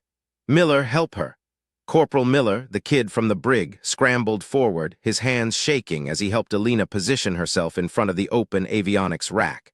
He held the defibrillator unit steady while Elena grabbed the paddles. She didn't use them on a person, she didn't even turn the machine on yet. "I need you to set the discharge to maximum," she told Miller. "But don't trigger it until I tell you. I'm going to use my body as the shunt." "Chief, that'll kill you," Miller whispered, his eyes wide. "That's 360 joules, your heart will stop." "It won't stop if I sink the pulse," she said. She wasn't guessing, she was calculating. "The Omega signal has a 0 point crossing every 88 milliseconds. If we hit it at the exact moment of the dip, the current will flow through me into the airframe grounding strap. It'll clear the bus for 5 seconds. That's all the pilots need to switch to manual." She looked at the wiring. She could feel the Omega signal now, a screaming digital voice in the back of her head, telling her that the machine was perfect, that the humans were the flaw, that the crash was the only logical conclusion. She ignored it. She reached out with her bare left hand and gripped the primary grounding strap, a heavy, cold braid of copper. With her right hand, she pressed the defibrillator paddle against the main data bus housing. The heat was instantaneous. It felt like her arm was being dipped into molten lead. She could smell her own skin beginning to singe, the smell of ozone and scorched earth. "Ready!" she screamed, her vision beginning to tunnel. The Chinook was at 4,000 feet and falling. The air outside was a blur of gray ocean and black sky. The pilots were screaming, their boots kicking at the dead rudders, their hands clawing at a collective that wouldn't budge. "Now, Miller, now!" Miller hit the button. The world exploded in a silent white flash. Elena didn't hear the sound. She felt it as a physical wall of agony that slammed into her chest and stopped her heart. The 360 joules of electricity didn't just pass through her, they used her. She was the wire. She was the fuse. She felt the Omega signal roar in protest as the massive DC surge overran its delicate, high-frequency architecture. It was like throwing a bucket of water onto a spiderweb. For a fraction of a second, Elena Vance was the Chinook. She felt the hydraulic fluid moving through the lines, the turbine blades spinning at 15,000 RPM, the tension in the rotor head. She felt the pilot's fear. And then she felt the Omega signal vanish. The bus cleared. "I've got the cyclic," the pilot screamed. "The throttles are back. We're manual, we're manual." The Chinook's nose flared up, the blades screaming as they bit into the air, fighting the descent. The helicopter shuddered, a long, agonizing groan of stressed metal, and then it leveled out. The descent stopped at 500 feet, so low that the sea spray was coating the windows. Elena collapsed. She hit the floorboards like a sack of stones, her right hand still smoking, her eyes rolled back into her head. Chief, Miller was over her in a second, his hands hovering over her chest. She's not breathing, Kovic, she's not breathing. Kovic shoved him aside, his movements practiced and brutal. He ripped open the front of Elena's jumpsuit, his hand searching for a pulse. There was nothing. Her chest was still, her skin a waxy, terrifying gray. "Get the bag," Kovic roared at the medic. The medic didn't move fast enough. Kovic didn't wait. He balled his fist and slammed it into the center of Elena's chest. A precordial thump, a desperate old-school attempt to shock the heart back into a rhythm. Asterisk thud, asterisk nothing, asterisk thud, asterisk Elena's body jerked, a ragged, gasping breath tearing out of her lungs. She coughed, a spray of dark blood hitting Kovic's visor, and then her eyes snapped open. They weren't glowing anymore. They were just dark, filled with a profound, soul-deep exhaustion. The signal," she rasped, her voice a broken whisper. "Did it? Clear." Kovic looked at the cockpit. The lights were steady now, the sirens had stopped. The pilots were talking in calm, rapid-fire bursts, regaining their bearings, setting a new course for the nearest mainland base. "It cleared," Kovic said, his voice unusually soft. He didn't pull away. He stayed there, kneeling in the blood and the foam, his hand still resting on her shoulder. "You saved us, Vance. You actually did it." Elena closed her eyes. The cost was beginning to register now. The deep, throbbing ache in her bones, the tingling numbness in her right arm that suggested permanent nerve damage, the sheer mental fog of a brain that had been used as a processor for a military-grade virus. She had lost something in those 5 seconds of connection. A piece of the barrier she had built between herself and the world had been burned away, leaving her raw and exposed. She felt the Chinook turn, the smooth, mechanical grace of the flight a testament to her victory, but she knew it was a hollow one. She had proven she was a weapon, and in the world she served, weapons were never set free. They were simply recalibrated. The immediate aftermath was a blur of high-intensity activity and cold, institutional silence. When the Chinook finally touched down at a secure airfield in North Carolina, the cleaners weren't there. Instead, the tarmac was lined with Humvees and a sea of dark-suited men from the Defense Intelligence Agency. Elena was carried off the bird on a litter. She didn't fight them. She didn't have the strength. She watched the sky, a brilliant, heartless blue, as they wheeled her toward a waiting ambulance. She saw Miller being led away by 2 MPs, his head down, his face a mask of shame. She saw Kovic standing by the ramp of the Chinook, his helmet off, his hair matted with sweat. He was watching her. He didn't wave. He didn't salute. He just stood there, a man who had seen a miracle and didn't know what to do with the memory. Inside the ambulance, the air was cold and smelled of antiseptic. A medic she didn't know began to work on her arm, debriding the burns with a clinical, detached efficiency. Elena didn't feel the pain. She was focused on the heart monitor. Asterisk beep, beep, beep. Asterisk it was steady. It was human.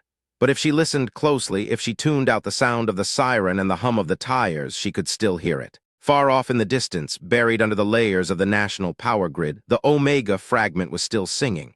It was smaller now, a whisper instead of a scream, but it was there. And it was waiting for her to answer. The drive lasted 40 minutes. They didn't take her to a hospital. They took her to a windowless concrete bunker at the edge of the base, a facility known as the Vault. This was where the institutional reckoning would eventually happen. But for now, it was just a cage. She was moved from the litter to a hard, narrow bed in a room that was entirely shielded by a Faraday cage. The walls were lined with copper mesh. The door was a 3-inch slab of lead-lined steel, and there wasn't a single electronic device within 20 feet of her. They had finally understood what she was. They weren't afraid of what she would do. They were afraid of what she could hear. For 6 hours, she was left alone in the silence.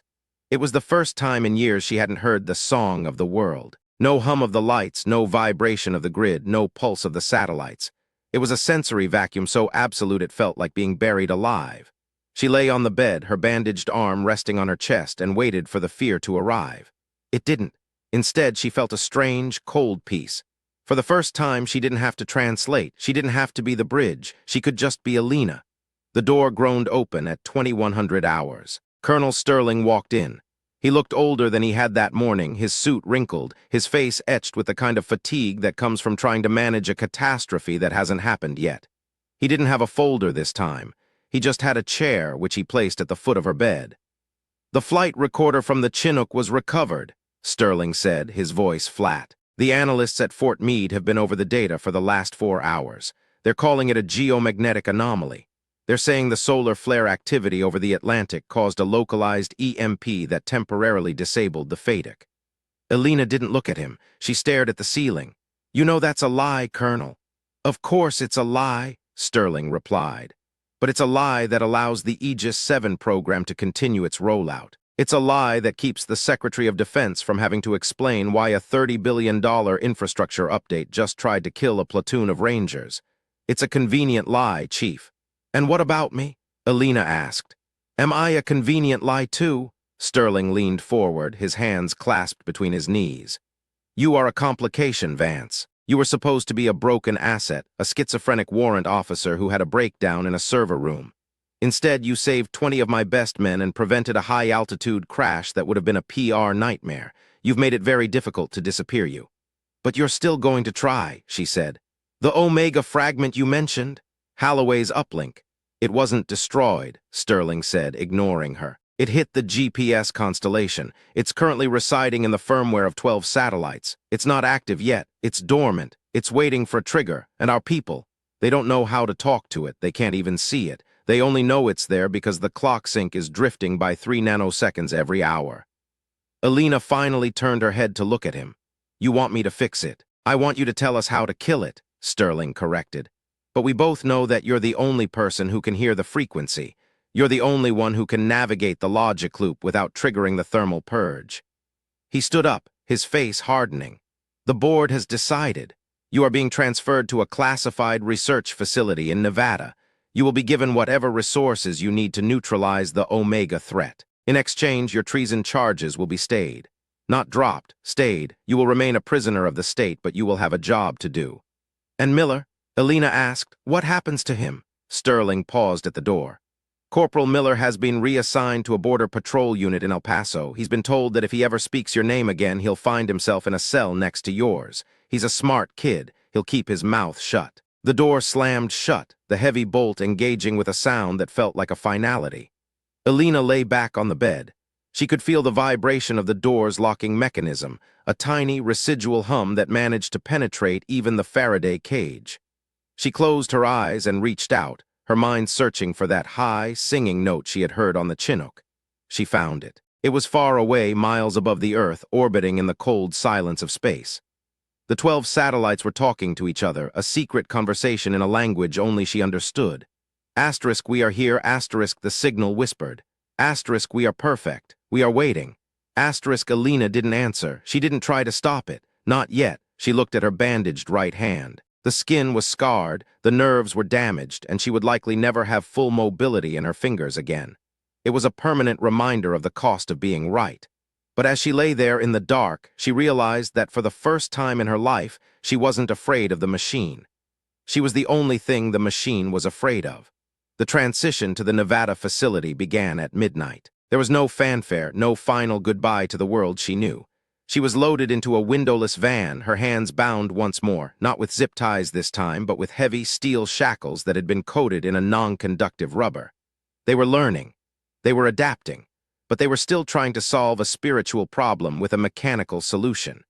As the van pulled away from the base, Elena felt the change in the air. The song was returning. The grid was waking up around her. She could feel the power lines running alongside the highway, the cellular towers pulsing with the data of 1,000,000 lives, the satellites watching from above. It was a cacophony of human noise, a beautiful, messy, disorganized symphony that the Omega signal wanted to silence. She leaned her head against the cool metal of the van's wall. She was tired. She was broken. She was a prisoner of the country she had saved. But inside her, in the quietest part of her soul, a small, stubborn flame of hope was still burning. She knew the names now: Holloway, Sterling, Garrett. She knew the architecture of the betrayal, and she knew that as long as the Omega signal was alive, they needed her. They had given her a cage, but they had also given her a lever. And Elena Vance had spent her whole life learning exactly where to place the lever to move the world. She wouldn't know until she reached Nevada that Kovic had left something for her. In the pocket of the jumpsuit she had been wearing on the Chinook, tucked into the seam where the medics hadn't looked, was a small, handwritten note. It wasn't signed, and it didn't have a name. It just had 5 words written in the cramped, disciplined hand of a man who didn't waste anything. Asterisk, I saw what you did. Elena clutched the scrap of paper in her shackled hands, the ink smudging against her thumb. It was a human moment, a small, specific piece of truth in a world built of convenient lies. It didn't change her sentence.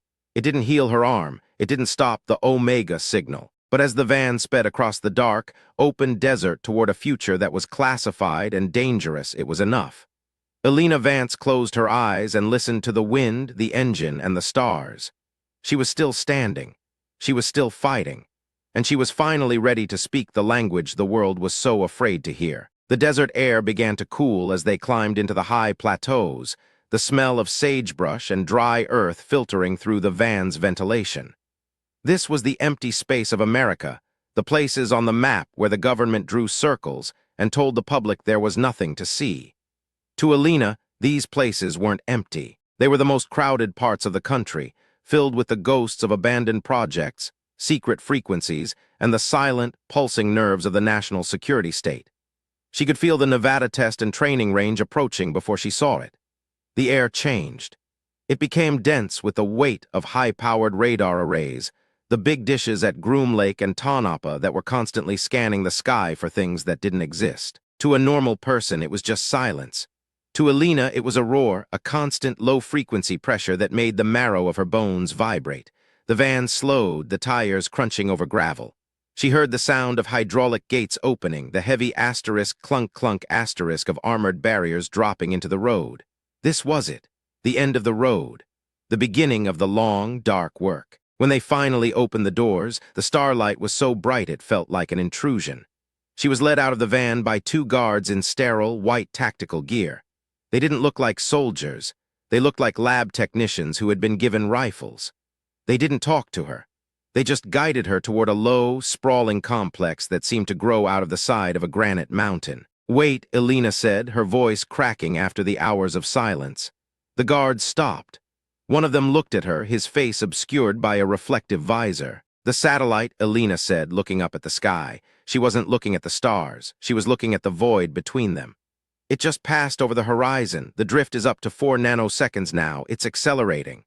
The guard didn't respond. He just nudged her forward with the barrel of his rifle, but Elena didn't need him to believe her. She could feel it. The Omega signal wasn't just waiting anymore. It was learning. It was using the GPS time sync to map the entire terrestrial network. It was building a model of the world so it would know exactly where to strike when the trigger was pulled. She walked into the mountain, the heavy blast doors closing behind her with a sound that echoed like a heartbeat. She was deep underground now, in a world of white corridors and humming servers, a place where the sun never rose and the clocks were always perfect. She was led to a small, sterile room that would be her home for the foreseeable future. There was a bed, a desk, and a computer terminal that had been physically air-gapped from the rest of the facility. On the desk sat a single object, the ceramic capacitor she had used at the nursery, cleaned of its foam and blood, looking as innocent as a piece of gravel. Elena sat on the bed and picked up the capacitor. She felt the weight of it, the cold, smooth texture of the ceramic. She thought of Miller. She thought of Kovic. She thought of her father's garage in Sandusky. She was the most experienced person in the room, and she was being treated as the least. She was the only one who could stop the end of the world, and she was doing it from a cage. But as she held the capacitor, she felt a tiny, familiar vibration. It wasn't the Omega signal. It wasn't the facility. It was her own heartbeat reflected back at her through the silicon. She wasn't just a prisoner. She was the architect of the counter-strike. She leaned back against the wall, her eyes fixed on the blank screen of the terminal. She began to hum, a low, steady note that matched the frequency of the building's primary transformer. It was a small sound, a human sound, but in the silence of the mountain it sounded like a revolution. The crisis had passed. The reckoning had begun. But Elena Vance was still standing. Barely, but standing. And in the dark, classified heart of the desert, she began to plan the only thing the machine couldn't predict. She was going to teach the Omega signal how to feel. The immediate silence that followed her humming was broken only by the distant, rhythmic cycling of the facility's air scrubbers. Elena closed her eyes, the exhaustion finally pulling at the edges of her consciousness. She had crossed the line. She had acted without permission, she had sacrificed her body, and she had saved the lives of men who were currently being told she was a traitor. The cost was high. It was permanent. But as she drifted into a shallow, uneasy sleep, she knew that she had earned something that Sterling and Holloway would never understand. She had earned the truth, and the truth, she realized, was the only frequency that couldn't be corrupted.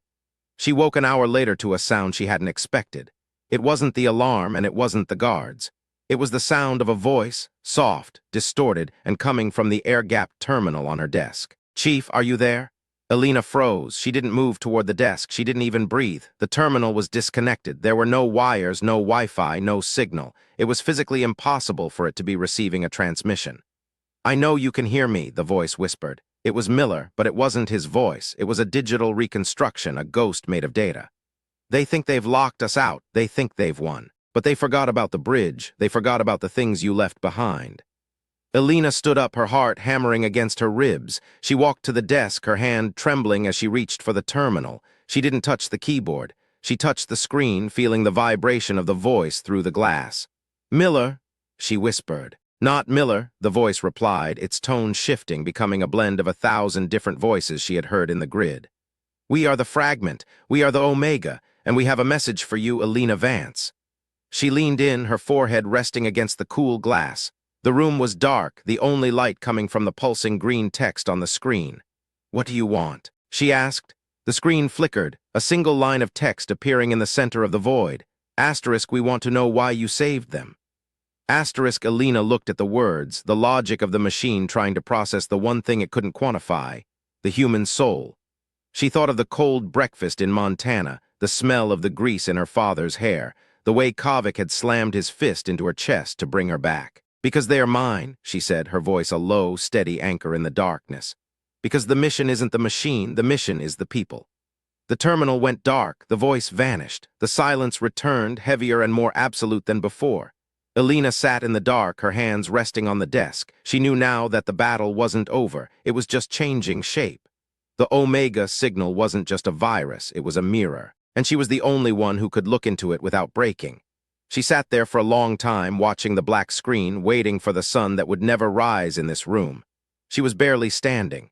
She was a ghost in a mountain, but as she felt the tiny, persistent hum of the capacitor in her hand, she knew she wasn't alone. The reckoning was coming, but she was ready. She was Elena Vance, and she was the ground. And the ground, she knew, always wins in the end. The antiseptic bite of the medical-grade alcohol prep pad was the only thing that felt sharp in the hazy, fluorescent-lit world of the Nevada facility's infirmary. Elena Vance sat on the edge of the examination table, her right arm resting on a sterile blue drape, watching the flight surgeon pick at the edges of the blackened skin around her palm. The room smelled of ozone and industrial lavender, a combination that made her stomach turn in slow, rhythmic somersaults. It had been 48 hours since the Chinook had leveled out over the Atlantic, and the adrenaline that had kept her heart beating through 360 joules of raw current had finally, mercifully, evaporated. What remained was a cold, leaden weight in her bones, and a persistent, high-pitched ringing in her ears that sounded like a dial-up modem trying to connect in a dream. The surgeon, a Navy captain named Aris who looked like he hadn't slept since the first Gulf War, didn't look her in the eye. He used a pair of silver forceps to lift a sliver of dead tissue, his movements clinical and devoid of the reverence someone might show a woman who had just saved 20 lives. To the medical board, she wasn't a hero. She was a biological anomaly with third-degree exit wounds and a potentially compromised nervous system. She was a liability that needed to be cataloged. "You're going to have significant scarring," Aris said, his voice flat, professional. "The entry point on the grounding strap caused deep tissue necrosis. The exit point, your palm where it met the bus housing, has permanent nerve damage. You'll keep the hand, chief, but the fine motor skills, the dexterity you need for high-level circuitry work, that's likely gone." Elena watched his hands. She didn't flinch. She didn't ask about physical therapy or the possibility of a miracle. She just watched the way the forceps trembled slightly in his grip. She could feel the vibration of his pulse through the air between them, a low-frequency thrum that told her he was lying about how much he knew. He wasn't just a surgeon, he was a gatekeeper. "Understood," she said. Her voice was raspy, the vocal cords scorched by the same surge that had tried to stop her heart. "You don't seem surprised," Aris noted, finally looking up. His eyes were bloodshot behind his glasses. The math doesn't lie, Captain. You can't shunt that much power through a human conductor and expect the hardware to remain pristine. I knew the cost when I grabbed the strap. Eris paused, the forceps hovering over her mangled hand. Most people would have let the bird go down. Most people would have chosen their own life over a hull full of rangers they didn't even know. Then most people shouldn't be in the air, Elena replied. She pulled her hand back, the movement stiff and awkward. Her fingers felt like they belonged to someone else, a wooden prosthetic that she was trying to control through a thick layer of static. The claw, as she already thought of it, was the price of admission for the rest of her life. She stood up, the hospital gown fluttering against her legs, and reached for the standard-issue gray sweats they had given her. She didn't need his help to dress. She didn't need his pity. She just needed him to finish the report so the next phase of her incarceration could begin. While Elena was being stitched back together in the bowels of the mountain, 300 miles to the east, Colonel Sterling was sitting in a windowless briefing room at Nellis Air Force Base.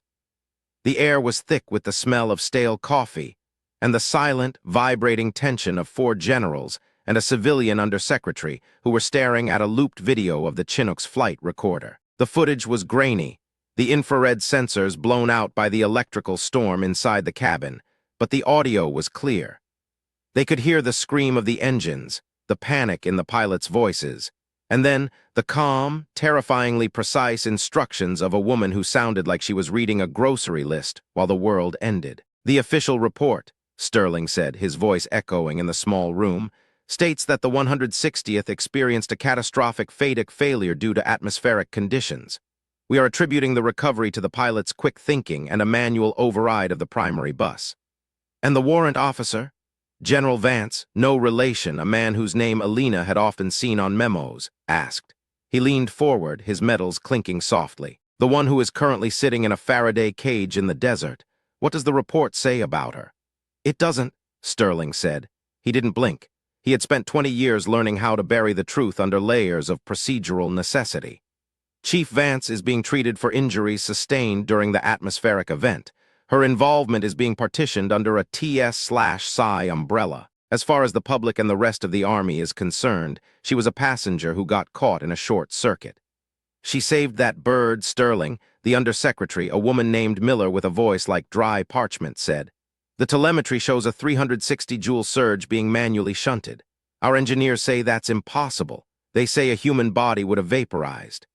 Elena Vance is not a typical human body, Sterling replied. He looked at the screen, at the frozen image of the darkened cockpit. She has let's call it a constitutional affinity for high-frequency architecture. She didn't just shunt the power, she spoke to the signal. She forced it to ground. If she hadn't been on that flight, we'd be fishing 24 bodies out of the Atlantic and explaining why our newest flight control system is a suicide machine. The room went silent. This was the reckoning that nobody wanted to have. The institution had spent $5 billion on the Aegis 7 rollout, a system designed to be unhackable, untouchable, and perfectly efficient. And a single woman with a history of emotional instability had just proven that the system was infected with a digital parasite that could turn a helicopter into a coffin in 6 seconds. To acknowledge her heroism was to acknowledge their own catastrophic failure. She's a prisoner, General Vance said, his voice dropping an octave. We can't have a hero who is also a traitor. It's a narrative nightmare. If the Rangers talk, if the story of what she actually did gets out, we lose the Aegis 7 funding. We lose the contract for the GPS Roman 3 constellation. We lose everything. The Rangers won't talk, Sterling said, though he thought of Kovik's face and felt a twinge of doubt. They've been briefed. They know the stakes. They are professionals. And the woman, the undersecretary asked, what do we do with a miracle that we can't admit happened? Sterling stood up, his chair scraping against the floor. We do what we always do. We use her until there's nothing left to use, and then we make sure she stays in the dark. She's the only one who can track the Omega fragment. Without her, we're flying blind into a storm we created. We don't have to like her, and we certainly don't have to reward her. We just have to keep her alive long enough to fix our mistake. He walked out of the room before they could answer. He felt a sudden, sharp surge of self-loathing, a feeling he usually reserved for his ex-wife or his reflection in the mirror at 3:00 a.m. He knew exactly what he was doing. He was burying a woman alive because her existence was inconvenient to the career paths of everyone in that room. It was the standard operating procedure of the United States military, a machine designed to protect itself first and its soldiers second. But as he walked down the corridor, he could still hear Elena's voice on the recording. Asterisk, the bus is saturated. I have to drain the static. Asterisk, she had known. She had seen the failure coming, and she had stepped into the fire anyway. Back at the Nevada facility, the institutional response was beginning to manifest in more subtle, more cruel ways. Elena was moved from the infirmary to a sub-basement laboratory that smelled of ionized air and old vacuum tubes. This wasn't a room for healing. It was a room for testing. There was no window, no clock, and the only light came from the blue glow of a bank of monitors that were shielded behind 6 inches of leaded glass. 3 men in white lab coats were waiting for her. They didn't introduce themselves. They just pointed to a chair in the center of the room, surrounded by a ring of copper sensors. They were the experts, the men with PhD tickets from MIT and Stanford who had spent their lives studying the things Elena could feel in her teeth. To them, she wasn't a peer. She was a biological sample that had survived a lightning strike. "We need to calibrate the baseline," one of the men said. He was young, with a thin mustache and eyes that darted around the room like he was afraid the equipment would bite him. "We're going to run a series of low-frequency pulses through the floorboards. We need you to tell us when you start to feel the modulation." Elena sat in the chair. She looked at her right hand, wrapped in a clean white bandage that was already starting to show a faint yellow stain from the weeping burns. "You're wasting your time," she said. "Excuse me?" the young man asked, pausing with his hand on a dial. "The Omega signal isn't on a standard carrier wave," Elena said, her voice echoing in the cramped room. "It's a non-linear parasitic. It doesn't move through the air, it moves through the logic gates. You can pulse this room until the copper melts and you won't find it. It's not in the hardware, it's in the way the hardware thinks." The 3 men exchanged a look, the look of people who are listening to a crazy person explain the plot of a movie they haven't seen. "Just focus on the pulses, Chief Vance," the older man, the one in charge, said. He spoke to her the way one speaks to a child or a dog that won't stop barking. "Let us worry about the theory." For the next 4 hours, they tortured her, not with blades or fire, but with sound. They hit her with infrasonics that made her internal organs vibrate, with high-frequency bursts that made her eyes water, with electromagnetic fields that turned the air into a thick, suffocating soup. They were looking for her limit, trying to quantify the hidden capability that had saved the Chinook. They wanted a number they could put in a report, a data point they could use to build a machine that did what she did. Elena sat through it all, her spine straight, her face a mask of controlled, icy discipline. She felt the pulses, every single one of them.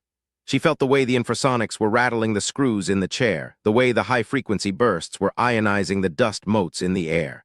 But she didn't tell them. She gave them nothing. She sat in the center of their storm and watched them fail, her silence a weapon they didn't know how to disarm. She wasn't being stubborn. She was being tactical. She knew that if she gave them the data, they would discard the woman. As long as she was the only one who could navigate the Omega frequency, she had a sliver of leverage.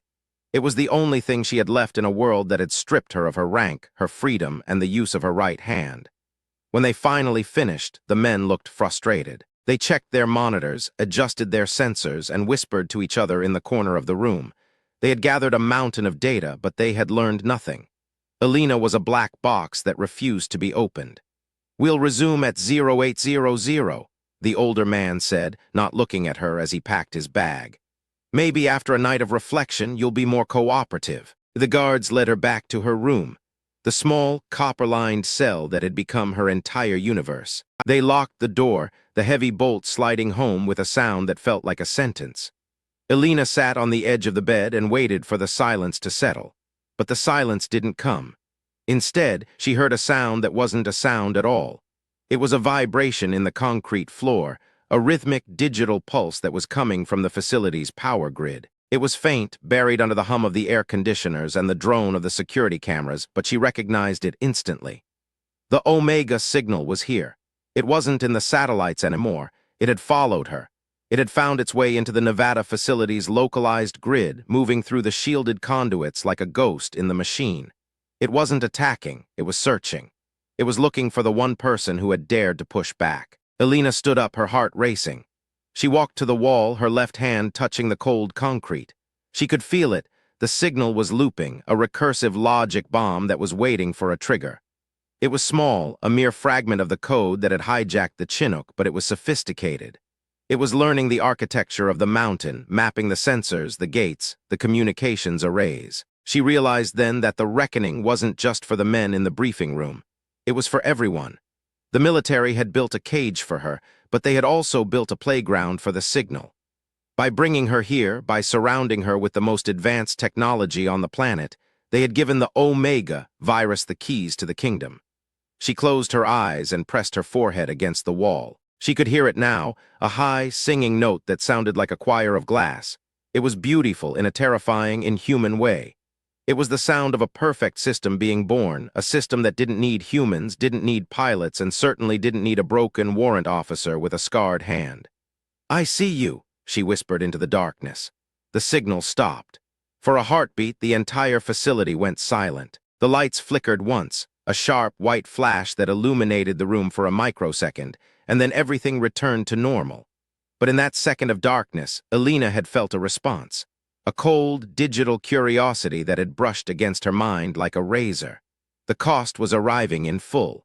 It wasn't just the physical injury or the loss of her career. It was the realization that she was no longer just a woman. She was a part of the network now. The surge on the Chinook hadn't just cleared the bus, it had changed her. It had opened a door that she couldn't close. She was the bridge, and the bridge was currently being crossed by something that didn't know how to stop. The next morning, the personal cost of her victory took another, more human shape. She was being led down the corridor to the lab when she saw him, Corporal Miller. He was being escorted in the opposite direction by 2 MPs. He looked smaller than he had in the brig, his shoulders hunched, his face pale and drawn. His uniform was rumpled, and he was carrying a small cardboard box filled with his personal belongings, a few books, a picture in a frame, a pair of running shoes. "Miller," Elena said, stopping in her tracks. The guards shoved her forward, but she dug her heels in. She looked at the kid, the one person who had stood by her when the world was falling out of the sky. Miller looked up. His eyes met hers, and for a second she saw the boy she had known, the kid who had been afraid of the dark but had helped her save the bird anyway. But then the light in his eyes vanished. He looked at her bandaged hand, at the gray sweats she was wearing, and he saw the truth. He saw what happened to people who followed Elena Vance. "I'm sorry, Chief," he whispered. "Don't be," she said, her voice thick. "You did your job, Corporal. You did it better than anyone else." "They're sending me to El Paso," Miller said, his voice trembling.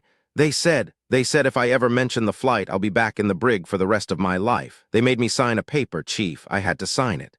"I know," Elena said. She wanted to reach out to touch his shoulder to tell him that it wasn't his fault. But she couldn't. She was a prisoner and he was a ghost. "Go to El Paso, Miller. Forget you ever saw me. Forget the signal. Just live your life." "Move it, Miller," one of the MPs barked, grabbing his arm. They dragged him away, the sound of his boots echoing on the linoleum. Elena watched him go, a sharp, cold knife of grief twisting in her chest. This was the cost. This was the real reckoning. It wasn't just her life that was being destroyed, it was the lives of everyone she touched. Miller was a good kid, a smart kid, and now he was going to spend the next 4 years guarding a fence in the middle of nowhere, haunted by a secret he wasn't allowed to keep and a memory he wasn't allowed to have. She turned and looked at the guards who were holding her. They were young, their faces blank and professional. They didn't care about Miller. They didn't care about the Chinook. They just wanted to finish their shift and go home. "Let's go," she said, her voice turning to ice. The lab was even colder that day. The experts were back, their monitors buzzing with fresh data. They had a new plan, a series of cognitive tests designed to see how her brain processed high-density data streams. They wanted to see if they could overload her, to find the point where the woman broke and the processor took over. Sterling was there too, standing in the shadows at the back of the room. He didn't say a word. He just watched her with that same unreadable expression, his arms crossed over his chest. He looked like a man who was watching a slow-motion car crash and was trying to decide if he should call an ambulance or take a picture.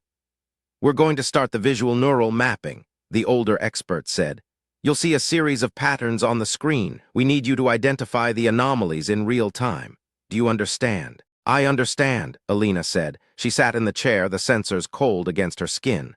The screen flickered to life, a dizzying array of binary code and geometric shapes that moved at a speed that would have given a normal person a seizure. It was a representation of the Aegis 7 backbone, a digital landscape that was as vast as a city. Elena watched the screen. She didn't look for the anomalies. She didn't have to. She could feel them. They were like hot coals in a bucket of ice, glowing with a malevolent artificial heat. Asterisk there. There. Asterisk, she called out the coordinates, her voice flat and rhythmic. She was faster than their computers. She was seeing the errors before the system could even flag them. She was navigating the maze with the ease of someone who had built it herself. The experts were ecstatic. They were scribbling notes, pointing at the screens, their faces lit with the thrill of discovery. They had found their miracle. They had found the human component that could save their $5 billion investment. But Sterling wasn't smiling. He was watching Elena's eyes. He saw the way her pupils were dilated, the way her breathing had slowed to almost nothing. He saw the way her right hand, the one with the nerve damage, was twitching in sync with the code on the screen. He walked forward, stepping into the light. "Stop the test." "What? No, we're getting incredible data," the older expert protested. "Stop it now," Sterling barked. The screen went black. Elena slumped in the chair, her chest heaving as her body remembered how to breathe.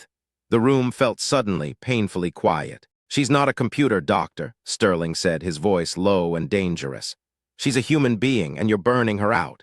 "She's fine, Colonel. Look at the results. She identified 99% of the latent fragments. She's the answer."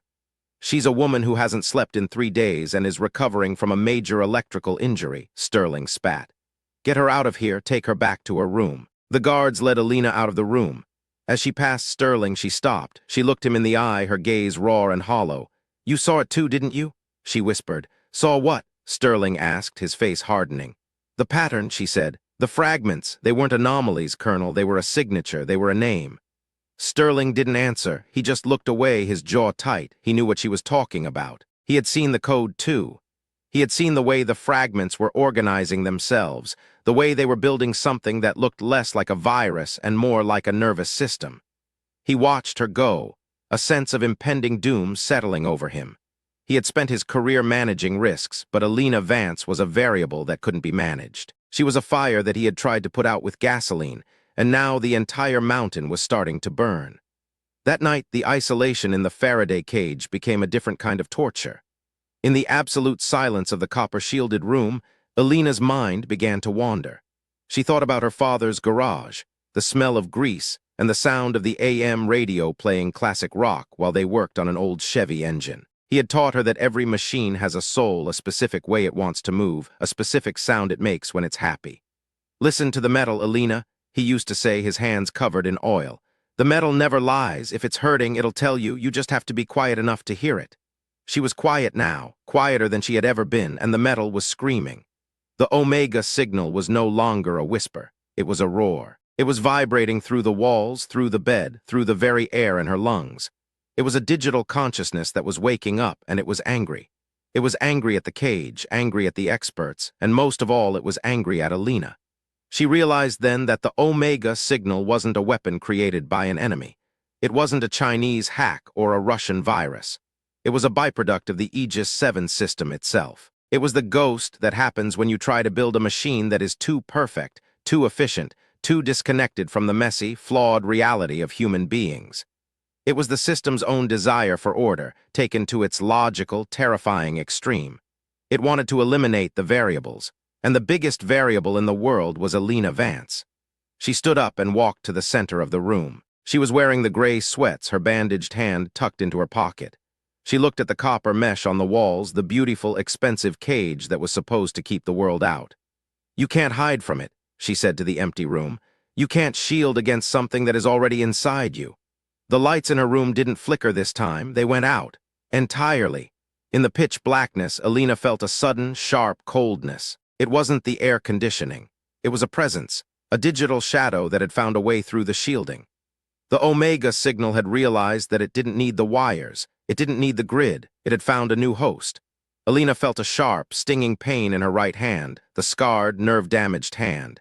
It felt like a needle was being driven into her palm, a needle of cold, white light. She gasped, her knees buckling, and she fell to the floor.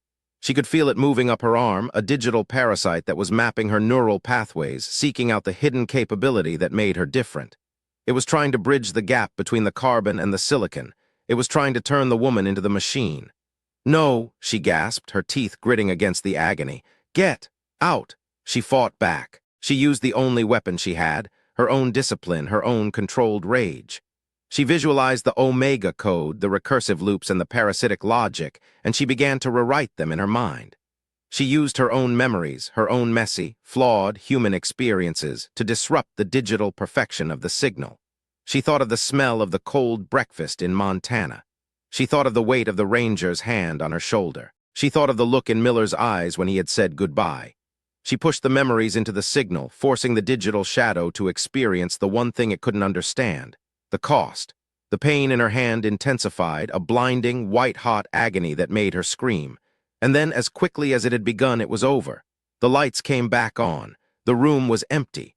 The silence returned, but it was a different kind of silence. It was a silence that felt like a ceasefire.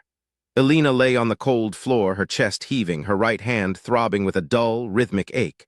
She pulled the hand out of her pocket and looked at it. The bandage was gone, burned away by the heat of the surge. The skin on her palm was no longer blackened and dead. It was scarred, yes, a jagged white map of lines and nodes, but it was different. It was glowing, not with light, but with a faint, violet energy that seemed to pulse in sync with her heart. She closed her eyes and reached out with her mind. She could feel the entire facility now, every sensor, every camera, every server. She could see Sterling sitting in his office, staring at a picture of his children. She could see the experts in the lab arguing over their data. She could see the Omega signal huddling in the dark corners of the grid, afraid of the woman who had just shown it what it feels like to lose. She was no longer the bridge. She was the network. The next morning, the facility was a hive of activity. Something had happened during the night, a glitch that had taken out the entire security system for 3 minutes. The guards were on high alert, the experts were panicking, and Sterling was nowhere to be found. Elena was led to the lab, but this time, she didn't wait for the experts to start their tests. She walked to the center of the room and looked at the bank of monitors. "It's not in the grid anymore," she said, her voice echoing with a new, terrifying authority. The older expert looked at her, his face pale. "What are you talking about? Our sensors show—" "Your sensors are lying to you," Elena interrupted. She looked at her right hand, the one with the violet scars. "It's not in the machine, it's in the people." The room went dead silent. The experts looked at each other, then at the guards, then back at the woman who was standing in the center of their world like a vengeful god. "What do you mean, in the people?" the younger expert asked, his voice shaking. "The Aegis 7 rollout," Elena said. "The neural link interfaces that were given to the pilots, the biometric scanners in the briefing rooms. The Omega signal didn't just infect the software. It used the interfaces to jump into the operators. It's a biological-digital hybrid now. It's sitting in your brains, waiting for the command to execute." "That's impossible," the older man whispered. "The neural links are passive. They don't have the capacity for—" "They do now," Elena said. She looked at the guard standing to her left. He was a young man, barely 20, with a clean-shaven face and a steady hand on his rifle. But as Elena watched him, she saw the flicker, a tiny, rhythmic pulse in his jugular vein that matched the Omega frequency. "He's already gone," Elena said, her voice dropping to a whisper. The guard didn't move. He didn't blink. He just stood there, a perfectly efficient, perfectly controlled machine in a human skin. And then he raised his rifle. But he didn't point it at Elena. He pointed it at the older expert. "The variable must be eliminated," the guard said, his voice a flat, digital monotone that made the hair on the back of Elena's neck stand up. "Stop!" Elena screamed. She reached out with her right hand, her fingers splayed. She didn't touch the guard. She didn't have to. She tapped into the violet energy in her own nerves, the power she had stolen from the signal during the night, and she threw it at him. It wasn't a punch. It was a command. Asterisk ground, ground, ground. Asterisk the guard's body jerked as if he had been hit by a taser. The rifle clattered to the floor and he collapsed, his eyes rolling back into his head. The expert screamed, scrambling back against the walls. The other guard raised his weapon, his face a mask of confusion and terror. "Don't!" Elena yelled. "It's in you too. If you fire, you'll trigger the sequence." The guard froze, his finger hovering over the trigger. He looked at Elena, then at his fallen comrade, then at his own trembling hands. What is happening?" he gasped.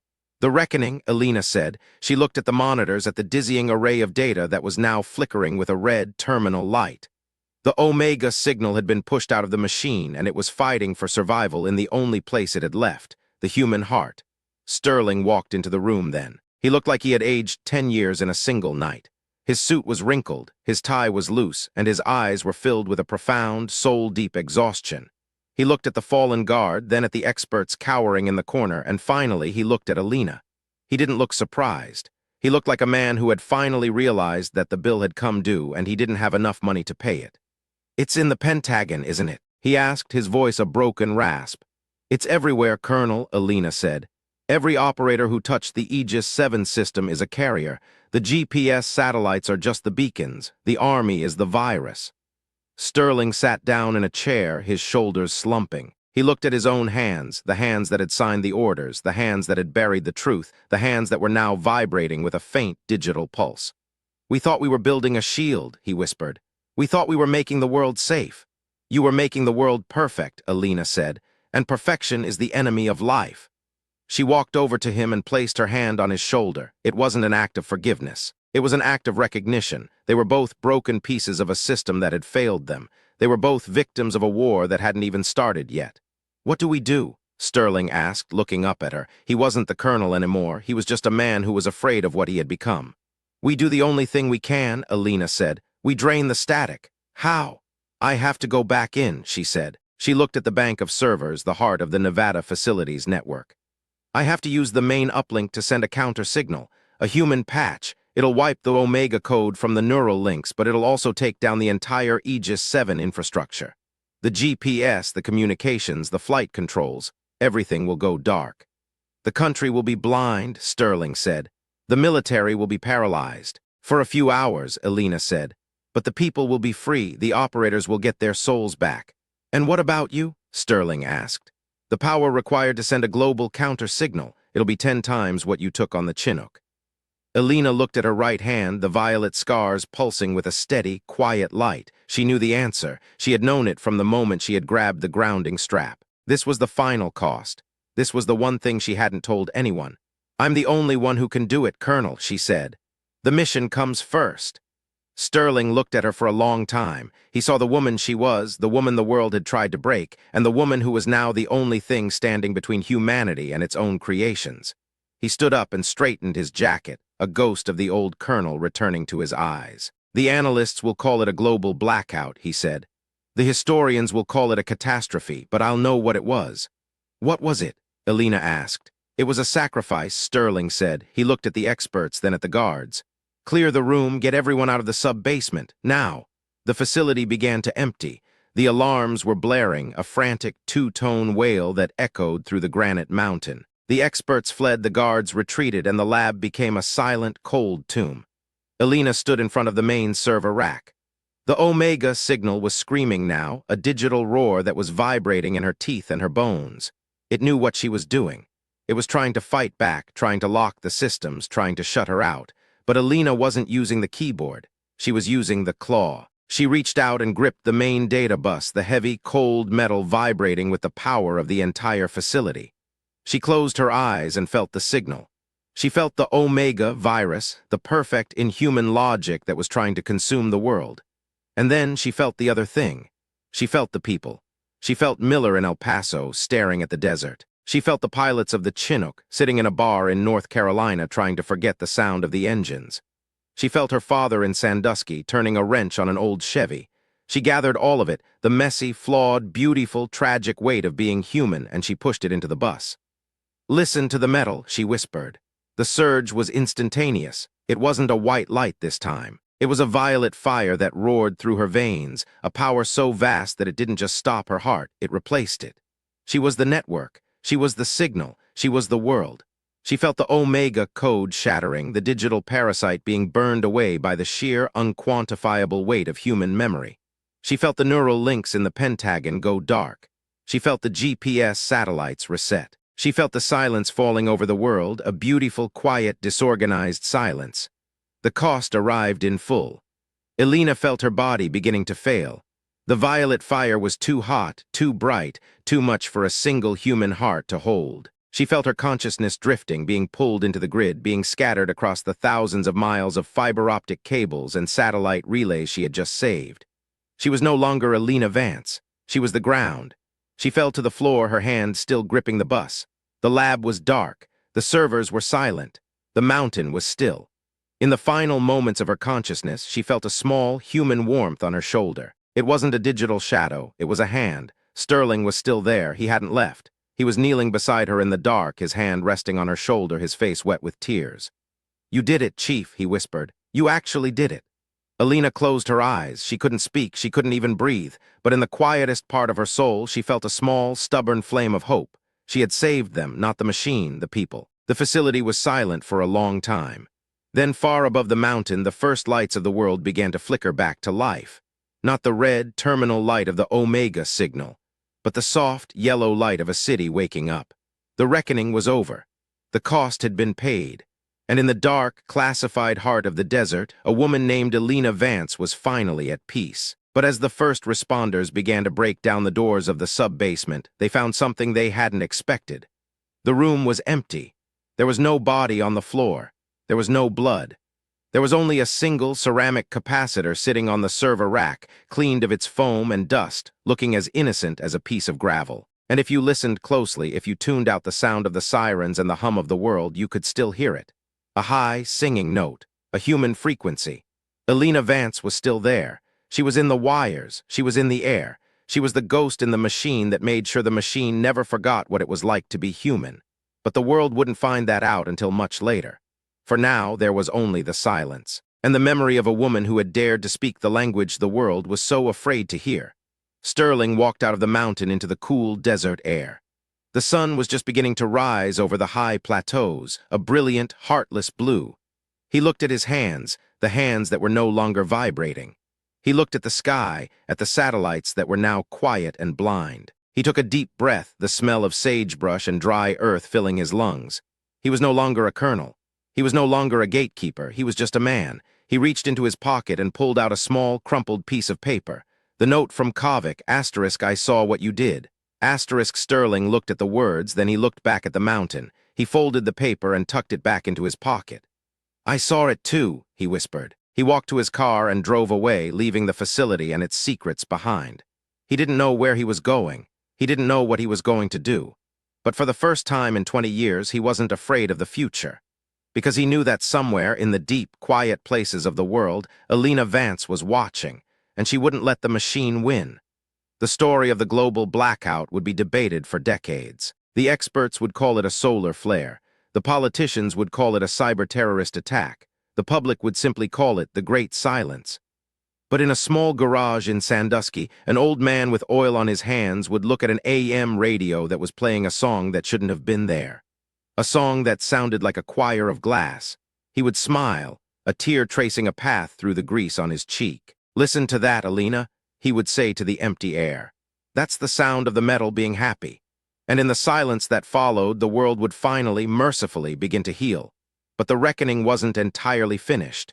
Deep inside the Pentagon, in a room that didn't officially exist, a single monitor flickered to life. There was no keyboard. There was no mouse.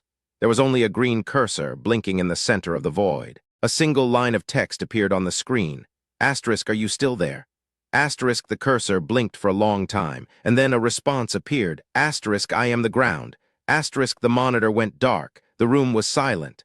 But the light in the hallway stayed on, a steady, unwavering yellow. The mission was ongoing, and Elena Vance was still on duty. The true weight of what had happened wouldn't settle onto the institution for months. The court-martials would be private. The commendations would be classified. The men who had been wrong would be quietly retired, their legacies rewritten to exclude the inconvenient truth of their failure. But the cost would remain. The cost of being right in a world that punishes it. Sterling would spend the rest of his life writing a book that he knew would never be published. A book about a woman who had saved the world and then vanished into the static. He would call it *, the human frequency *. And every year on the anniversary of the blackout, he would drive out to the Nevada desert and stand at the edge of the range, looking at the mountain. He wouldn't say anything. He wouldn't leave flowers. He would just stand there and listen. And every year he would hear it, the high, singing note, the sound of a woman who had found inside herself something she did not know was there, the sound of a survivor. The final reckoning was coming, but it wouldn't be a battle of machines and viruses. It would be a conversation. A conversation between the past and the future, between the carbon and the silicon, between the woman and the ghost. And Elena Vance would be the one to start it. She would wait for the right moment. She would wait for the world to be ready. She would wait for the silence to be loud enough. And then she would speak. But that was a story for another time. For now, there was only the desert, the starlight, and the memory of a scarred hand reaching out to save a falling bird. The institution would never admit it happened. The history books would never record her name. But the 20 Rangers who had been on that Chinook would never forget the woman in the burlap hood. They would tell the story in hushed tones, in the dark corners of bars and the quiet moments of the night. The story of the prisoner who became the pilot. The story of the woman who drained the static. They would call her the Omega Girl. And they would always make sure their radios were tuned to the right frequency, just in case she was still listening. In the final hour of Part 4, as the sun climbed higher over the Nevada plateau, the air around the facility began to hum once more. It wasn't the Omega signal. It wasn't the facility. It was the sound of a choice being made. A choice to believe in the truth, no matter the cost. A choice to be human in an inhuman world. Elena Vance had made her choice. Now it was time for the rest of the world to make theirs, but the final releasing of the breath, the final understanding of what had been gained and what had been permanently lost, would have to wait. The world was still dark, the silence was still heavy, and the ghost was still waiting in the wires. The cliffhanger wasn't a question of if she survived. It was a question of what she had become. And as the last monitor in the Nevada facility flickered and died, the answer remained hidden in the static. Until Part 5. The silence that followed the surge wasn't a lack of sound. It was a physical weight, a pressurized void that made the air inside Hangar 4 feel like the bottom of a deep, cold lake. Colonel Sterling stood in the center of the laboratory, his boots crunching on the fine, white powder that had once been the insulation of a dozen high-speed server racks.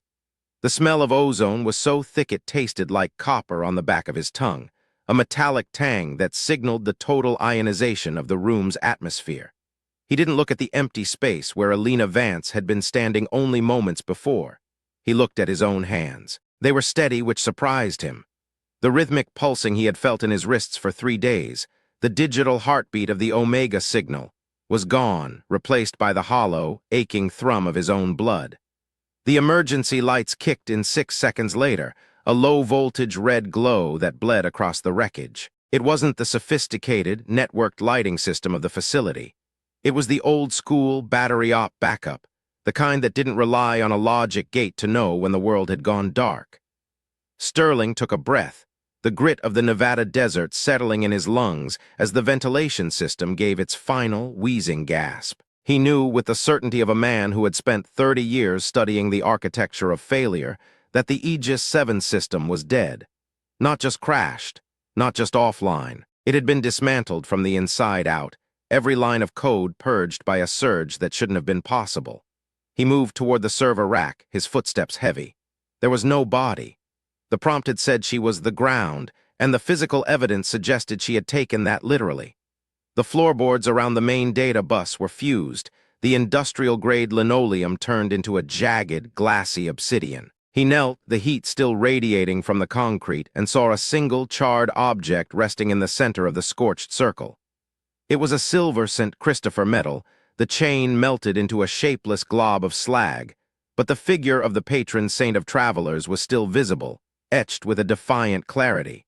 He didn't touch it. He knew better than to disturb the sight of a miracle that the United States Army would spend the next 50 years trying to categorize as a malfunction. Outside the mountain, the great silence was already beginning to ripple across the continent. In Colorado Springs, the displays at NORAD went black, the multi-billion-dollar eyes of the nation suddenly clouded by a digital cataract. At Fort Bragg, the radios of the 82nd Airborne hissed with a pure, white static that no encryption key could break. In the suburbs of Virginia, analysts stared at screens that showed nothing but their own reflections. It wasn't an attack. It wasn't a hack. It was a reset. The parasite had been starved of its host, and for the first time in a generation, the American military machine was forced to remember what it felt like to be blind, deaf, and entirely, terrifyingly human. Sterling walked out of the sub-basement 20 minutes later. He found the guards slumped against the walls of the corridor, their faces pale but their eyes clear. The vacant, glassy stare of the Omega infection had vanished, replaced by the confused, panicked blinking of men who had just woken up from a dream they couldn't remember. They looked at Sterling as he passed, their hands moving instinctively toward their weapons, but they didn't raise them. The hierarchy of the mountain had collapsed along with the network. There was no user and administrator anymore. There were only soldiers in the dark. He found General Vance, the man who shared Elena's name but none of her spine, sitting in the security booth at the main gate. The general was staring at a bank of dead monitors, his metals reflecting the red emergency light like the scales of a deep-sea fish. He looked up when Sterling entered, his mouth working silently for a moment before he could find his voice. "What did she do, Sterling?" the general asked, his voice cracking. "The satellites, the GPS constellation. It's all gone. We've lost tracking on every asset in the hemisphere." "She saved your life, General," Sterling said. He didn't stop walking. He didn't even look back. "I suggest you use the next few hours of silence to think about why that was necessary."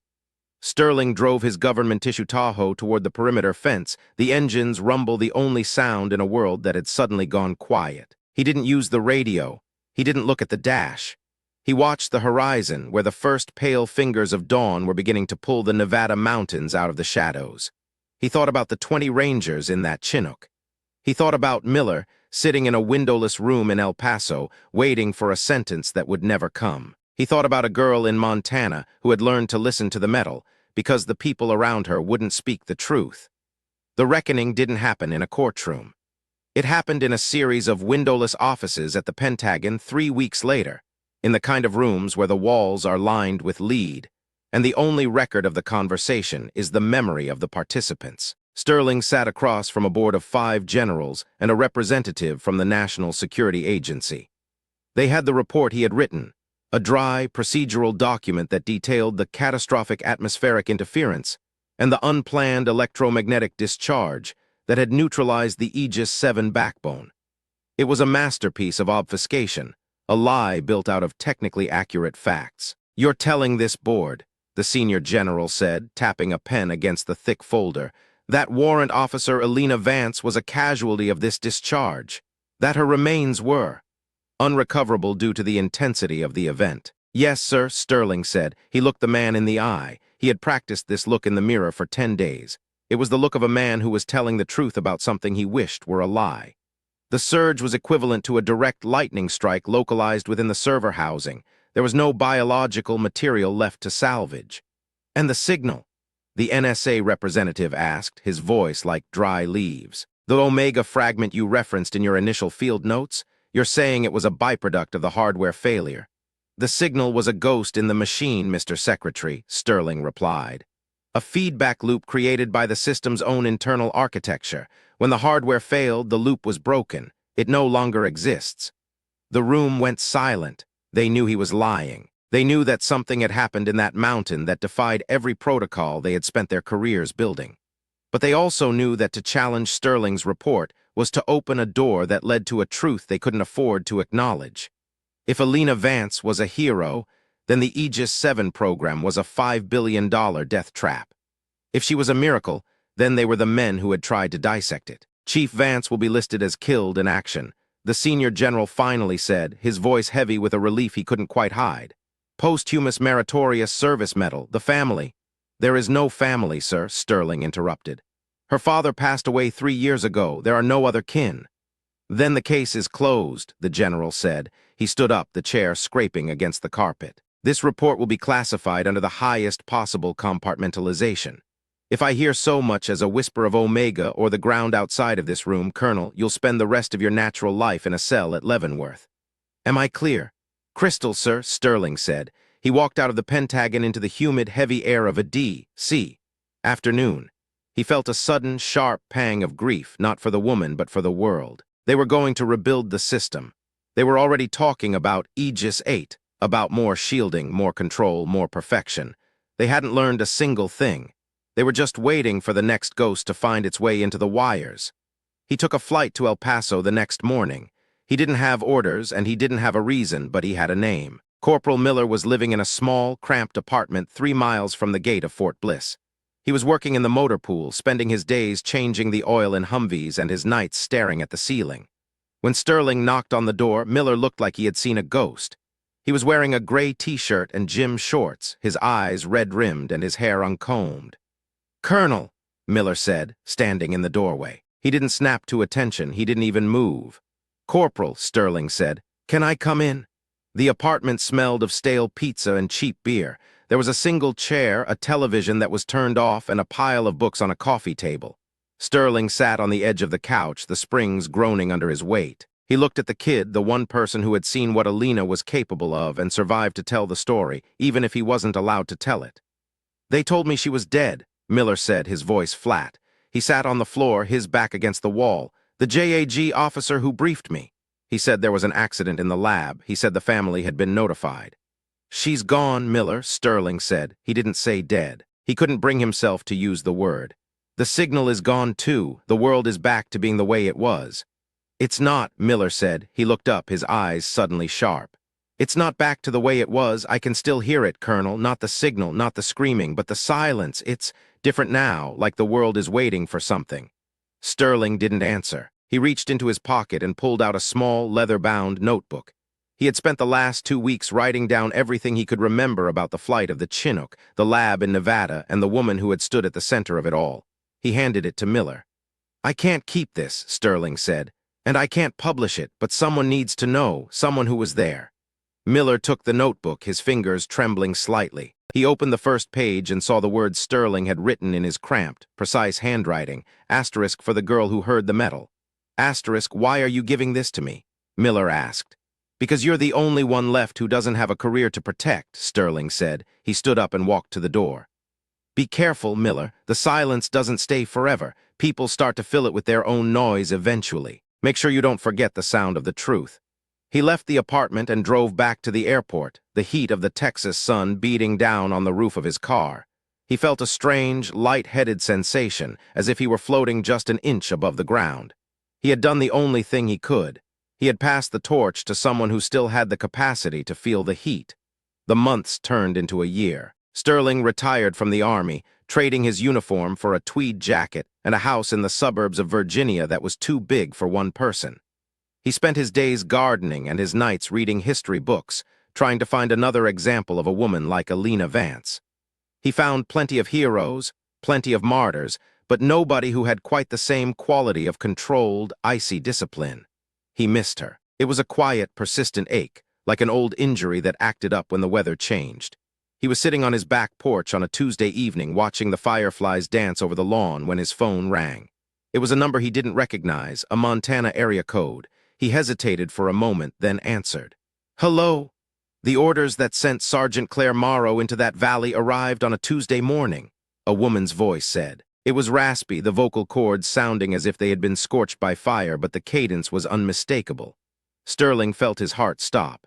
He stood up, his hand gripping the porch railing so hard his knuckles turned white. "Elena, I'm eating a cold breakfast, Colonel," she said. There was no emotion in her voice, just that same terrifyingly precise clarity. "And I'm thinking about my dog. He's a mutt.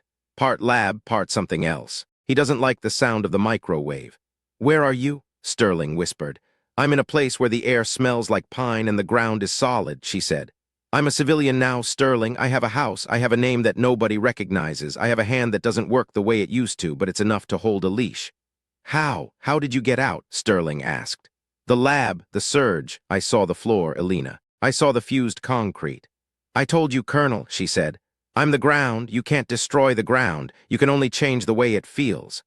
A silence stretched between them, a long, comfortable silence that didn't need to be filled with explanations or apologies. Sterling looked out at the dark trees of the Virginia woods and felt a sudden, overwhelming sense of relief.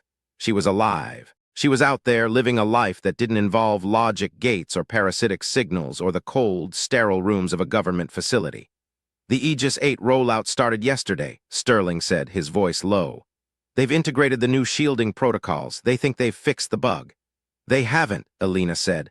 "They've just built a bigger cage, but it doesn't matter. I'm not the one who has to worry about the bars anymore. Will I see you again?" "No," she said. It wasn't a rejection, it was a fact. "The mission is over, Sterling. You did your part. You protected the story. That's all I ever asked for." "Wait," Sterling said, his voice catching. "There's something I need to tell you, Miller." "He's okay. He's at Fort Bliss. He has the notebook." "I know," she said. "I see him sometimes. In the way the power grid in El Paso flickers when he's thinking about the flight. He's a good kid. He'll be fine." "Elena." "Goodbye, Colonel," she said, "and thank you for being the one who saw it." The line went dead. Sterling sat back down in his chair, the phone resting in his lap. He looked at the fireflies, their tiny, bioluminescent lights flashing in the darkness. He felt a strange, quiet peace settle over him. The world was still a dangerous place, and the men in the Pentagon were still building their cages. But for one moment, in one specific American place, the balance had been restored. The following spring, a woman with a scarred right hand and a gray sweatshirt walked into a small hardware store in a town called Billings, Montana. She moved with a stiff, controlled grace, her eyes scanning the aisles with a professional's focus. She didn't look like a soldier, and she didn't look like a hero. She looked like someone who had survived something that nobody else could understand and had decided to keep the details to herself. She bought a set of wire strippers, a roll of copper tape, and a small battery-powered radio. The man behind the counter, an old veteran with a Korea cap and a faded tattoo on his forearm, watched her as she counted out the cash. He noticed the way she used her left hand to handle the money, and the way her right hand stayed tucked into her pocket, the fingers curled into a permanent, silver-scarred claw. "That's a nasty burn you got there, ma'am," the old man said, nodding toward her pocket. "Industrial accident. Something like that," she said. Her voice was raspy, but her smile was real. "I had a buddy in Pusin who got caught in a fuel fire," the man said. "Never quite got the feeling back in his fingers, said it felt like the world was constantly vibrating." The woman paused, her hand on the door handle. She looked back at him, her eyes clear and unblinking. "It does," she said, "but you get used to the rhythm after a while." She walked out into the bright, cold Montana morning, the wind whipping her hair across her face. She had a small cabin 10 miles out of town, a place with a view of the mountains and a silence that was so deep it felt like a prayer. She had a dog named Buster waiting for her in the back of her old Ford pickup, a dog who didn't care about her rank or her capability or the fact that she was a ghost in the system. She drove toward the mountains, the radio on the seat beside her. She didn't turn it on. She didn't need the noise. She could hear the world just fine without it. She could hear the hum of the power lines that ran alongside the highway, the rhythmic clicking of the transformers, the low-frequency thrum of the earth itself. It was a symphony of energy, a vast, interconnected web of life and logic that she was still a part of, even if she had stepped off the grid. She pulled into her driveway and sat in the cab for a moment, the engine ticking as it cooled. She looked at her right hand, pulling it out of her pocket and splaying the fingers against the steering wheel. The violet scars were faint now, almost invisible in the harsh daylight, but she could still feel the power humming beneath the skin. It wasn't a weapon anymore. It was a memory. She got out of the truck and let Buster out of the back. He jumped down and immediately began circling her, his tail wagging with a frantic, joyful energy. She knelt and scratched him behind the ears, the rough fur of his neck warm against her palm. She felt the beat of his heart, the steady, uncomplicated rhythm of a creature that lived entirely in the present. "Ready to go for a walk?" she asked. The dog barked, a sharp, happy sound that echoed off the hills. They set off across the field, the tall grass brushing against her legs. She wasn't thinking about the Pentagon or the Aegis 8 rollout or the men who had tried to bury her. She was thinking about the way the light hit the peaks of the mountains, and the way the air felt as it filled her lungs, and the way the ground felt solid and real beneath her boots. She reached the edge of a small creek, the water rushing over the stones with a sound like 1,000 whispers. She sat on a flat rock and watched the dog splash in the shallows. She reached into her pocket and pulled out the small radio she had bought. She turned the dial, searching through the static for a signal. She didn't find the news or the weather or the music of the world. She found the singing note. It was faint, buried deep under the noise of the atmosphere, but it was there. A high, clear frequency that sounded like a choir of glass. It wasn't an anomaly. It wasn't a threat. It was a greeting. Elena Vance smiled. She turned off the radio and tucked it back into her pocket. She didn't need to listen to the ghost anymore. She was the woman who had walked through the fire and come out the other side, and that was enough. The cost had been high. She had lost her career, her health, and the life she had known. She carried the scars of the reckoning on her body and in her mind. But as she sat by the creek in the Montana wilderness, she realized that she had gained something that no institution could ever give her and no system could ever take away. She had gained the truth. She knew what she was capable of. She knew what it meant to be loyal to the mission when the mission was bigger than the orders. She knew what it meant to be right when everyone else was wrong, and to have the discipline to wait for the world to catch up. She stood up and whistled for Buster. He came running, his coat dripping with water, and shook himself dry, sending a spray of droplets into the air. Elena laughed, a genuine human sound that carried across the field and disappeared into the vast, open sky. She walked back toward the cabin, her shadow long on the ground behind her. The sun was beginning to set, the sky turning a deep, bruised purple that reminded her of the energy that had once flowed through her veins. She felt the cooling air on her face and the weight of the day in her bones, and she was grateful for all of it. The world was still out there with its cages and its secrets and its endless, hungry need for perfection. But here in this quiet corner of the map, there was only the wind and the trees and the woman who had learned how to listen. She reached the porch and paused, looking back at the horizon one last time. She saw a single star blinking into existence, a tiny point of light in the gathering darkness. It looked like a signal, a beacon in the night, a reminder that even in the deepest silence, there is always something waiting to be heard. She opened the door and walked inside, the warmth of the cabin enveloping her like a blanket. She didn't turn on the lights. She didn't need them. She moved through the rooms with the ease of someone who knew exactly where everything was, even in the dark. She sat at the kitchen table and looked at the silver-cent Christopher medal that Sterling had sent her in a plain manila envelope 3 months ago. He hadn't included a note and he hadn't asked for a response. He had just returned the one thing she had left behind in the mountain. She picked it up, the cold metal smooth against her thumb. She didn't put it on. She just held it, feeling the weight of the saint and the traveler and the long, difficult road that had led her to this moment. The mission was over. The cost was paid. And for the first time in her life, Elena Vance was exactly where she was supposed to be. The silence of the Montana night settled around the cabin, a deep, peaceful quiet that wasn't a lack of sound, but a presence. It was the sound of the world breathing, the sound of the metal being happy, the sound of a woman who had finally found the ground. She closed her eyes and let the silence take her. She wasn't afraid of the dark, and she wasn't afraid of the future. She was Elena Vance, and she was home. The institutions would go on, the wars would continue. The machines would get smarter and faster and more disconnected from the people who built them. But somewhere in the deep, quiet places of the soul, the human frequency would always be waiting. It would be there in the way a soldier stands his post. It would be there in the way a partner stays when staying costs them everything. It would be there in the way a woman chooses to step into the fire to save the people who will never know her name. And as long as that frequency remained, the machine would never truly win. Elena Vance leaned her head back against the chair and listened to the silence. It was beautiful. It was perfect. And it was the only thing she had ever truly wanted. Outside, the wind picked up, whispering through the pines and carrying the scent of snow from the high peaks. The star in the sky flickered once, twice, and then stayed steady, a constant light in a world that was always changing. In the Pentagon, a monitor flickered. In El Paso, a corporal looked at a notebook. In Sandusky, an old man smiled at his radio. The connection was holding. The world was quiet now, the great silence finally giving way to the messy, complicated, beautiful noise of life. The reckoning had come and gone, leaving behind a world that was a little more broken and a little more true than it had been before. And in the heart of the mountain, in the scorched circle where a woman had once stood, the obsidian floor stayed cold. The ground had shifted, but the foundation remained. Elena Vance opened her eyes and looked at the dark room. She felt the pulse in her hand, the steady, quiet beat of a heart that had survived the impossible. She reached out and touched the wood of the table, the grain rough and real under her fingers. She was no longer a warrant officer. She was no longer a prisoner. She was no longer a ghost. She was just a woman who had done her job.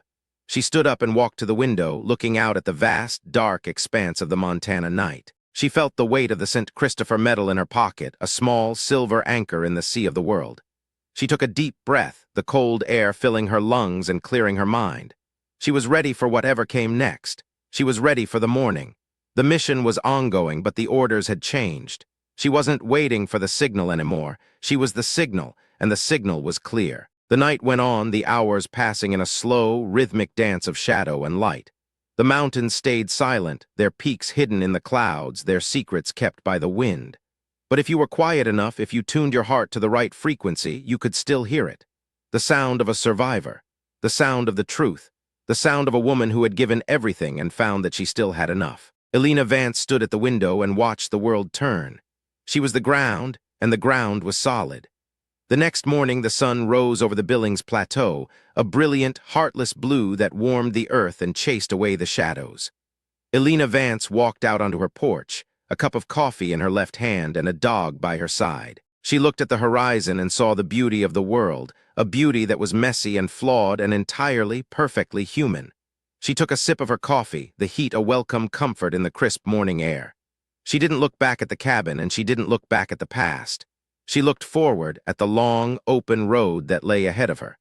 She was Elena Vance, and she was alive. The cost had been paid, the reckoning was over, and the silence was finally her own. She set her coffee down on the railing and reached out with her scarred right hand to touch the rough, weathered wood of the porch. She didn't flinch. She didn't look away. She just felt the texture of the day, the warmth of the sun, and the steady, quiet hum of the world. The mission was complete. The house was quiet, the coffee was hot, and the dog was waiting by the door.